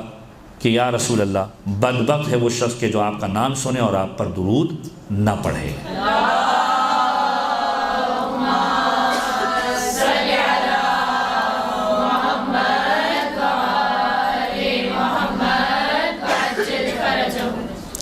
اور اس کے بعد جب تیسرا قدم منبر پر رکھا تو جبریل امین نے اس انداز سے مخاطب ہو کر کہا کہ یا رسول اللہ، بدبخت ہے وہ شخص کہ جو ماہ مبارک رمضان کو پالے اور ماہ مبارک رمضان کے ذریعے سے اپنے آپ کو نہ بخشوا سکے۔ تو یہ وہ مہینہ ہے کہ جس مہینے کے اندر خاص طور پر تاکید ہے کہ اپنے آپ کو خدا کی بارگاہ میں معاف کرواؤ، یعنی گناہ کرنے کے بعد یہ دروازہ تمہارے لیے بند نہیں ہو گیا کہ اب تمہاری مغفرت نہیں ہو سکتی۔ پروردگار عالم قرآن کریم کے اندر سورہ زمر کے اندر ارشاد فرماتا ہے کہ اے وہ لوگ کہ جنہوں نے اپنے نفسوں پر ظلم کیا، تم خدا کی رحمت سے مایوس نہ ہو، کہ جنہوں نے اپنے نفسوں پر ظلم کیا خدا کی رحمت سے مایوس نہ ہو۔ لا تقنطوا من رحمت اللہ فإن اللہ یغفر الذنوب جميعا، کہ خدا کی رحمت سے مایوس نہ ہونا۔ لا تقنطوا من رحمت اللہ فإن اللہ یغفر الذنوب جميعا، خدا تمہارے تمام گناہوں کو معاف کرنے والا ہے۔ تو یہ روایت بہت زیادہ بیان کی جاتی ہے جو تاریخ کے اندر ماہ مبارک رمضان کے ذیل کے اندر آتی ہے کہ جو ماہ مبارک رمضان کو پالے اور اپنے آپ کو نہ بخشوا سکے، پروردگار عالم کی بارگاہ میں بدبخت ہے، اس کے لیے ہلاکت ہے۔ یہاں تک کہ روایت کے جملے اس انداز سے بھی ملتے ہیں کہ معصوم فرماتے ہیں کہ بدبخت ہے وہ شخص کہ جو اپنے آپ کو ماہ رمضان میں نہ بخشوا سکے، اور پھر فرمایا کہ اگر کوئی شخص محروم ہو جائے تو وہ انتظار کہے روز عرفہ کا، کہ روز عرفہ اسے نصیب ہو جائے اور پھر عرفہ کے دن خدا کی بارگاہ میں مغفرت طلب کرے، یا میدان عرفہ کے اندر پہنچ کر خدا کی بارگاہ سے مغفرت طلب کرے۔ تو فرمایا شقی ہے وہ کہ جو محروم ہو جائے اس مہینے کے اندر مغفرت سے۔ اور پھر فرمایا کہ تم اس بھوک و پیاس کے ذریعے سے وَاذْكُرُوا بِجُوعِكُمْ وَعَطَشِكُمْ فِيهِ جُوعَ يَوْمِ الْقِيَامَةِ وَعَطَشًا، کہ تم اس بھوک و پیاس کے ذریعے سے کہ جو روزے کے اندر تمہیں محسوس ہوتی ہے، یاد کرو روز قیامت کی بھوک و پیاس کو، کہ یہ جو تم کچھ گھنٹوں کے لیے بھوک و پیاسے ہو، جب بھوک کو محسوس کرو، جب پیاس کو محسوس کرو، تو اس کے ذریعے سے یاد کرو کہ روز قیامت کے اندر تمہاری کیا کیفیت ہوگی۔ اور پھر فرمایا کہ وَتَصَدَّقُوا عَلَىٰ فُقَرَائِكُمْ وَمَسَاكِينِكُمْ، اس مہینے کے اندر فقراء اور مساکین کے لیے صدقہ کرو۔ ایک بہترین عمل ہے ہر مہینے کے اعتبار سے، اور خصوصیت کے ساتھ رجب، شعبان اور رمضان، کہ جب معصوم سے سوال کیا گیا غالباً 8ویں امام کی روایت کہ ماہ مبارک شعبان کا بہترین عمل کیا ہے، تو امام نے 3 چیزوں کی بات کی۔ پہلا فرمایا روزہ رکھنا، دوسرا فرمایا استغفار کرنا، اور پھر تیسرا فرمایا اس مہینے کے اندر صدقہ دینا۔ ماہ مبارک رمضان کے اندر بھی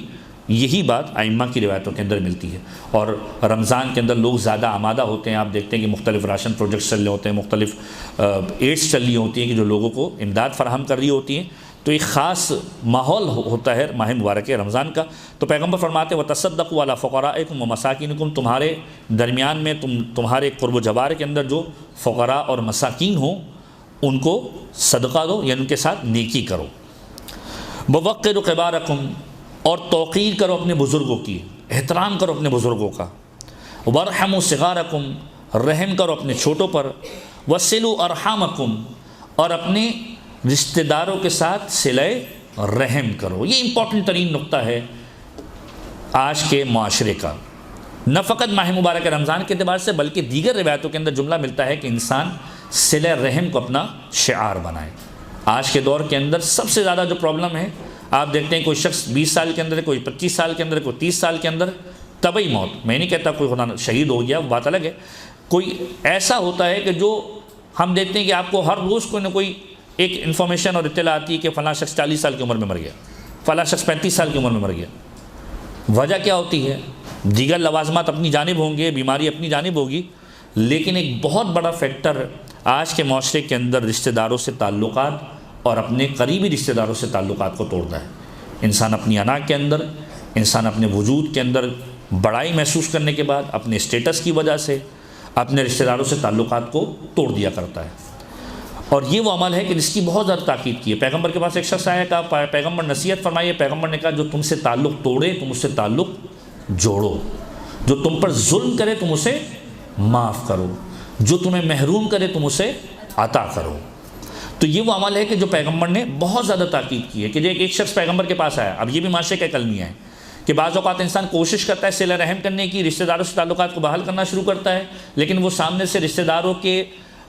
رویے کی وجہ سے ان کے بیہیویئر کی وجہ سے پریشان ہو جاتا ہے اور پھر کہتا ہے کہ مجھے یہ کام کرنا ہی نہیں ہے۔ یہی سوال لے کر پیغمبر خدا کے پاس ایک شخص آیا کہ یا رسول اللہ، میں لوگوں سے، رشتہ داروں سے صلہ رحم کرتا ہوں، اور جب صلہ رحم کرتا ہوں تو وہ لوگ اس کا ناجائز فائدہ اٹھاتے ہیں، اس کے باوجود بدتمیزی کرتے ہیں، اس کے باوجود مجھ سے برائی سے پیش آتے ہیں، اس کے باوجود برا رویہ رکھتے ہیں۔ اب میں سوچوں کہ اب میں ان کو چھوڑ دوں۔ تو پیغمبر نے بڑا خوبصورت جملہ کہا کہ یاد رکھ، اگر تو انہیں چھوڑ دے گا خدا تجھے چھوڑ دے گا، اگر تو انہیں چھوڑ دے گا خدا تجھے چھوڑ دے گا، اور اگر تو نے تعلق کو برقرار رکھا، تو نے اپنی ایفرٹ اور کوشش کو کیا، تو یاد رکھ کوئی تیری پشت کے اوپر موجود ہو نہ ہو، پروردگار موجود ہوگا۔ تو انسان اپنی انا کو، اپنی اکڑ کو، اپنی ذات کو بالائے طاق رکھے اور یہ دیکھے کہ میرا پروردگار اور اہل بیت کس میں خوش ہیں۔ اگر ابھی تک تعلق نہیں ہے، کم سے کم اتنا تعلق رکھے کہ سلام دعا کی حد تک تعلق کر لے۔ یہ نہیں کہتا دین کہ آپ جا کر ان کے گھر میں زبردستی جائیں اور تعلق کو قائم کریں اور بیٹھے رہیں ان کے گھر کے اندر کہ جب تک کہ تعلق نہ قائم ہو جائے۔ کم سے کم سلام علیکم، وعلیکم السلام، اس انداز سے ایک رویہ رکھ کر ملاقات کر کے اپنی طرف سے ایک ایفرٹ کرنے کی انسان کوشش کرے۔ بہرحال اس میں مثالیں بہت ساری دی جا سکتی ہیں، آج کے معاشرے کے اندر بے پناہ مثالیں ہیں جو آپ ماشاءاللہ سے علم رکھتے ہیں، آپ لوگ، آپ کی نظر کے اندر بے شمار ایسے کیسز ہوں گے کہ جس کے اندر یہ ساری چیزیں فٹ ہو سکتی ہیں۔ تو پیغمبر کہتے ہیں بڑوں کا احترام کرو، چھوٹوں پر رحم کرو، اور اپنے ذوی الارحام، اپنے رشتہ داروں سے صلہ رحم کرو، کہ یہ وہ عمل ہے کہ جو ائمہ کی بارگاہ میں پسندیدہ ہے۔ چھٹے امام کا جملہ ہے، دو چیزیں خدا کی بارگاہ میں بہت پسند ہیں، دو قدم بہت پسند ہے۔ ایک وہ کہ جو خدا کی بارگاہ میں جنگ کے لیے، جہاد کے لیے قدم اٹھایا جائے، اور دوسرا وہ قدم کہ جو رشتہ داروں سے تعلق کو بحال کرنے کے لیے اٹھایا جائے، پروردگار کو بہت پسند ہے۔ پھر فرمایا وَاحْفَظُوا أَلْسِنَتَكُمْ، کہ بڑوں کا احترام، چھوٹوں کو رحم سے پیش آؤ، صلہ رحم کرو، اپنی زبان کی حفاظت کرو۔ انسان پورے روزے کا بیڑا غرق کر دیتا ہے اپنی زبان کی وجہ سے۔ پیغمبر کے پاس پورا واقعہ تاریخ نے لکھا ہے، پیغمبر ایک جگہ سے گزر رہے تھے، ایک خاتون کو دیکھا کہ اپنے پڑوسیوں کے ساتھ بد زبانی سے پیش آ رہی ہے۔ پیغمبر نے کہا کہ تم کھانا کیوں نہیں کھا لیتی؟ کہا یا رسول اللہ میرا روزہ ہے۔ کہا یہ روزہ رہا کہا، یہ روزہ فقط پیٹ کا روزہ نہیں ہے کہ انسان جو ہے وہ بھوک و پیاس سے بچے، بلکہ یہ روزہ تمام اعضاء و جوارح کا روزہ ہے۔ انسان کی آنکھ گناہوں سے بچے، انسان کے ہاتھ گناہوں سے بچے، انسان کے قدم گناہوں کی جانب نہ اٹھے، انسان کے وجود کا ایک ایک ذرہ اس انداز سے روزہ رکھ رہا ہو کہ حرام خدا سے بچ رہا ہو۔ تو واحفظ السنتکم، اپنی زبان کو محفوظ رکھو۔ انسان کی زبان آج کے دور کے اندر وہ بدترین چیز بنتی جا رہی ہے کہ جو اس کو لوگوں کے سامنے بھی خراب کر رہی ہے، خدا کے سامنے بھی خراب کر رہی ہے، کہ انسان کی زبان نہ قابو میں رہتی ہے، نہ اس کے کنٹرول میں رہتی ہے، اور نتیجتاً خدا کی بارگاہ میں بھی شکوہ کرتی ہے۔ تو اپنی زبان پر، اپنی زبان کی حفاظت کرو۔ اور پھر فرمایا کہ اس جانب نگاہ نہ کرو اپنی آنکھوں کے ذریعے سے کہ جو خدا نے حلال قرار نہ دی ہے۔ ماہ مبارک رمضان کے اندر تمہاری آنکھیں بھی حجاب اس انداز سے کریں کہ اپنی آنکھوں کو نیچے رکھو، ان چیزوں کی طرف نہ بڑھاؤ کہ جن کی طرف نگاہ کرنا حلال نہیں ہے، اور ان چیزوں کو نہ سنو جو خدا نے تمہارے لیے حرام کی ہیں۔ اپنے کانوں کو ان چیزوں سے بچاؤ کہ جن کا سننا جو ہے وہ تمہارے لیے حرام ہے، یعنی موسیقی۔ انسان ماہ مبارک رمضان کے اندر، اب یہ بھی معاشرے کا ایک المیہ ہے کہ پورے سال گانے سنتا ہے اور پھر اس مہینے کے اندر آ کر قرآن لگا لیتا ہے ان گاڑیوں کے اندر، جن گاڑیوں کے اندر باقاعدہ طور پر بڑی بڑی آوازوں کے ساتھ جو ہے وہ پورے سال گانے چل رہے ہوتے ہیں۔ ماہ مبارک رمضان میں قرآن کریم آ جاتا ہے، پھر ماہ مبارک محرم میں نوحے آ جاتے ہیں، رجب شعبان میں قصیدے آ جاتے ہیں۔ تو بقیہ جتنے مہینے بچ گئے ان مہینوں کے اندر شریعت نے کسی قسم کی کوئی ریلیکسیشن نہیں دی ہے کہ آپ کو گانے سننے یا قوالی سننے یا دیگر چیزوں کی سننے کی اتھارٹی مل گئی۔ اگر اہل بیت کے چاہنے اور ماننے والے ہیں تو یہ قرآن کریم، یہ قصیدے، یہ مجلسیں اور یہ نوحے پورے سال پھر آپ کی گاڑی میں ہونے چاہیے اور آپ کے گھروں کے اندر بھی ہونے چاہیے۔ تو پیغمبر اس خطبے کے اندر ارشاد فرما رہے کہ نہ نظریں اٹھاؤ حرام خدا کی طرف، نہ تمہارے کان کسی حرام خدا کو سنیں۔ اور پھر فرمایا کہ یاد رکھو یتیموں کے اعتبار سے خاص خیال رکھنا، تمہارے پاس کوئی یتیم آئے تو خالی ہاتھ نہ جائے، اس سے مہربانی سے پیش آنا۔ اور پھر خدا کی بارگاہ میں اپنے ذنوب کی، اپنے گناہوں کی توبہ کرو۔ اب پیغمبر اس خطبے کے اندر اس انداز سے متوجہ کر رہے ہیں کہ اس مہینے کے اندر تم خدا کی بارگاہ میں اس انداز سے توبہ کرو کہ وَارْفَعُوا إِلَيْهِ أَيْدِيكُمْ بِالدُّعَاءِ فِي أَوْقَاتِ صَلَاتِكُمْ، اپنے ہاتھوں کو نماز کے اوقات کے وقت اس کی بارگاہ میں دعا کے لیے بلند کرو۔ کیوں؟ جیسا کہ میں نے بیان کیا، افطار کا وقت، اسی جگہ ہر نماز کا وقت، فرمایا فَإِنَّهَا أَفْضَلُ السَّاعَاتِ، کہ نماز کا وقت وہ بہترین اور فضیلت والا وقت ہوا کرتا ہے، يَنظُرُ اللَّهُ عَزَّ وَجَلَّ، پروردگار دیکھا کرتا ہے اس لحظے کے اندر، فیہا بالرحمت علی عبادہ، رحمت کے ساتھ اپنے بندوں کی جانب دیکھا کرتا ہے۔ تو جب نماز کا وقت آئے تو پروردگار عالم کی بارگاہ میں دعاؤں کے لیے ہاتھ اٹھاؤ، یجیبہم، خدا جواب دیتا ہے، اذا ناجوہ، جب تم اس سے مناجات کرتے ہو، اذا نادوہ، جب تم اس سے ندا دیتے ہو، اس سے پکارتے ہو، ویستجیب لہم اذا دعوہ، اور وہ جواب دیتا ہے کہ جب تم اسے پکارتے ہو۔ تو یہ مہینہ وہ مہینہ ہے کہ جس مہینے کے اندر پروردگار چاہتا ہے کہ تم اس کے قریب آؤ۔ اے لوگو، تمہارے نفس تمہارے اعمال کے ساتھ خدا کی بارگاہ میں پہنچیں گے، تو اس نفس کو استغفار کے ساتھ خدا کی بارگاہ میں پہنچاؤ، اور یاد رکھو چھوٹا سا بھی اگر کرو تو خدا کی بارگاہ میں ضرور کرو، اور خدا کی بارگاہ میں طویل سجدے کرو۔ یاد رکھو پروردگار عالم نے اس انداز سے ذکر کیا ہے اور اپنی عزت کی قسم کھائی ہے کہ وہ نماز پڑھنے والوں پر، سجدہ کرنے والوں پر عذاب نہیں کرے گا۔ اس مہینے کے اندر نماز اور سجدہ گزاری پروردگار عالم کی بارگاہ میں زیادہ کرو۔ اور اس کے بعد جو دوسرا حصہ ہے، اگرچہ یہ طویل خطبہ ہے، پورا خطبہ مکمل بھی نہیں ہو سکا، پھر فرمایا کہ جس مہینے کے اندر ایک مومن کو روزہ افطار کرواتا ہے، گویا خدا کی بارگاہ میں ایسا ہے کہ ایک غلام کو آزاد کراتا ہے، اور اس افطاری کے ذریعے سے ایک مومن کو پروردگار عالم جو ثواب دیتا ہے وہ یہ ہے کہ اس کی گزشتہ تمام گناہوں کی مغفرت کر دیا کرتا ہے۔ کسی نے کھڑے ہو کر سوال کیا، جو ہم سب کا بھی سوال ہے، یا رسول اللہ لیس کلنا یقدر علی ذلک، ہم میں سے ہر ایک قدرت نہیں رکھتا، استطاعت نہیں رکھتا کہ ہم افطاری کرا سکیں۔ فرمایا ایک شخص کو کراؤ، اپنے آپ کو آتش جہنم سے بچاؤ، اگرچہ کہ ایک کھجور کے ٹکڑے اور ایک پانی کے گلاس کے ذریعے ہی کیوں نہ ہو۔ اتقوا النار ولو بشق تمرۃ، اتقوا النار ولو بشربۃ من ماء، چاہے وہ پینے کا ایک چھوٹا سا پانی ہو، چاہے وہ ایک چھوٹی سی کھجور ہو، اس کے ذریعے سے اپنے آپ کو آتش جہنم سے نجات دلاؤ۔ کہ روزہ افطار کروانا خدا کی بارگاہ میں ایسا عمل ہے کہ جو خدا کی بارگاہ میں پسندیدہ ہے۔ پروردگار عالم کی بارگاہ میں ہم سب دعا کرتے ہیں کہ وہ مہینہ ہے جس مہینے کے بارے میں روایت کا جملہ، اور اسی پہ اپنی گفتگو کو ہم تمام کریں گے، کہ پروردگار عالم اس مہینے کی پہلی رات کو جنت کے دروازوں کو کھول دیا کرتا ہے اور اسے آخر تک بند نہیں کیا کرتا ہے۔ پروردگار اس مہینے کے اندر بہترین طریقے سے ہم سب کو داخل ہونے کی توفیق عنایت فرما، اور اس مہینے کی تمام برکتوں کو، رحمتوں کو حاصل کرنے کی توفیق عنایت فرما، اور اس مہینے کے ہدف کہ جو تقوی ہے، پروردگار اس مہینے کے بعد ہم سب کو صاحب تقوی بننے کی توفیق عنایت فرما، اور ہم سب کے ائمہ کو ہم سے راضی و خوشنود فرما، امام زمانہ کے ظہور کے اندر تعجیل فرما۔ وآخر دعوانا ان الحمد للہ رب العالمین۔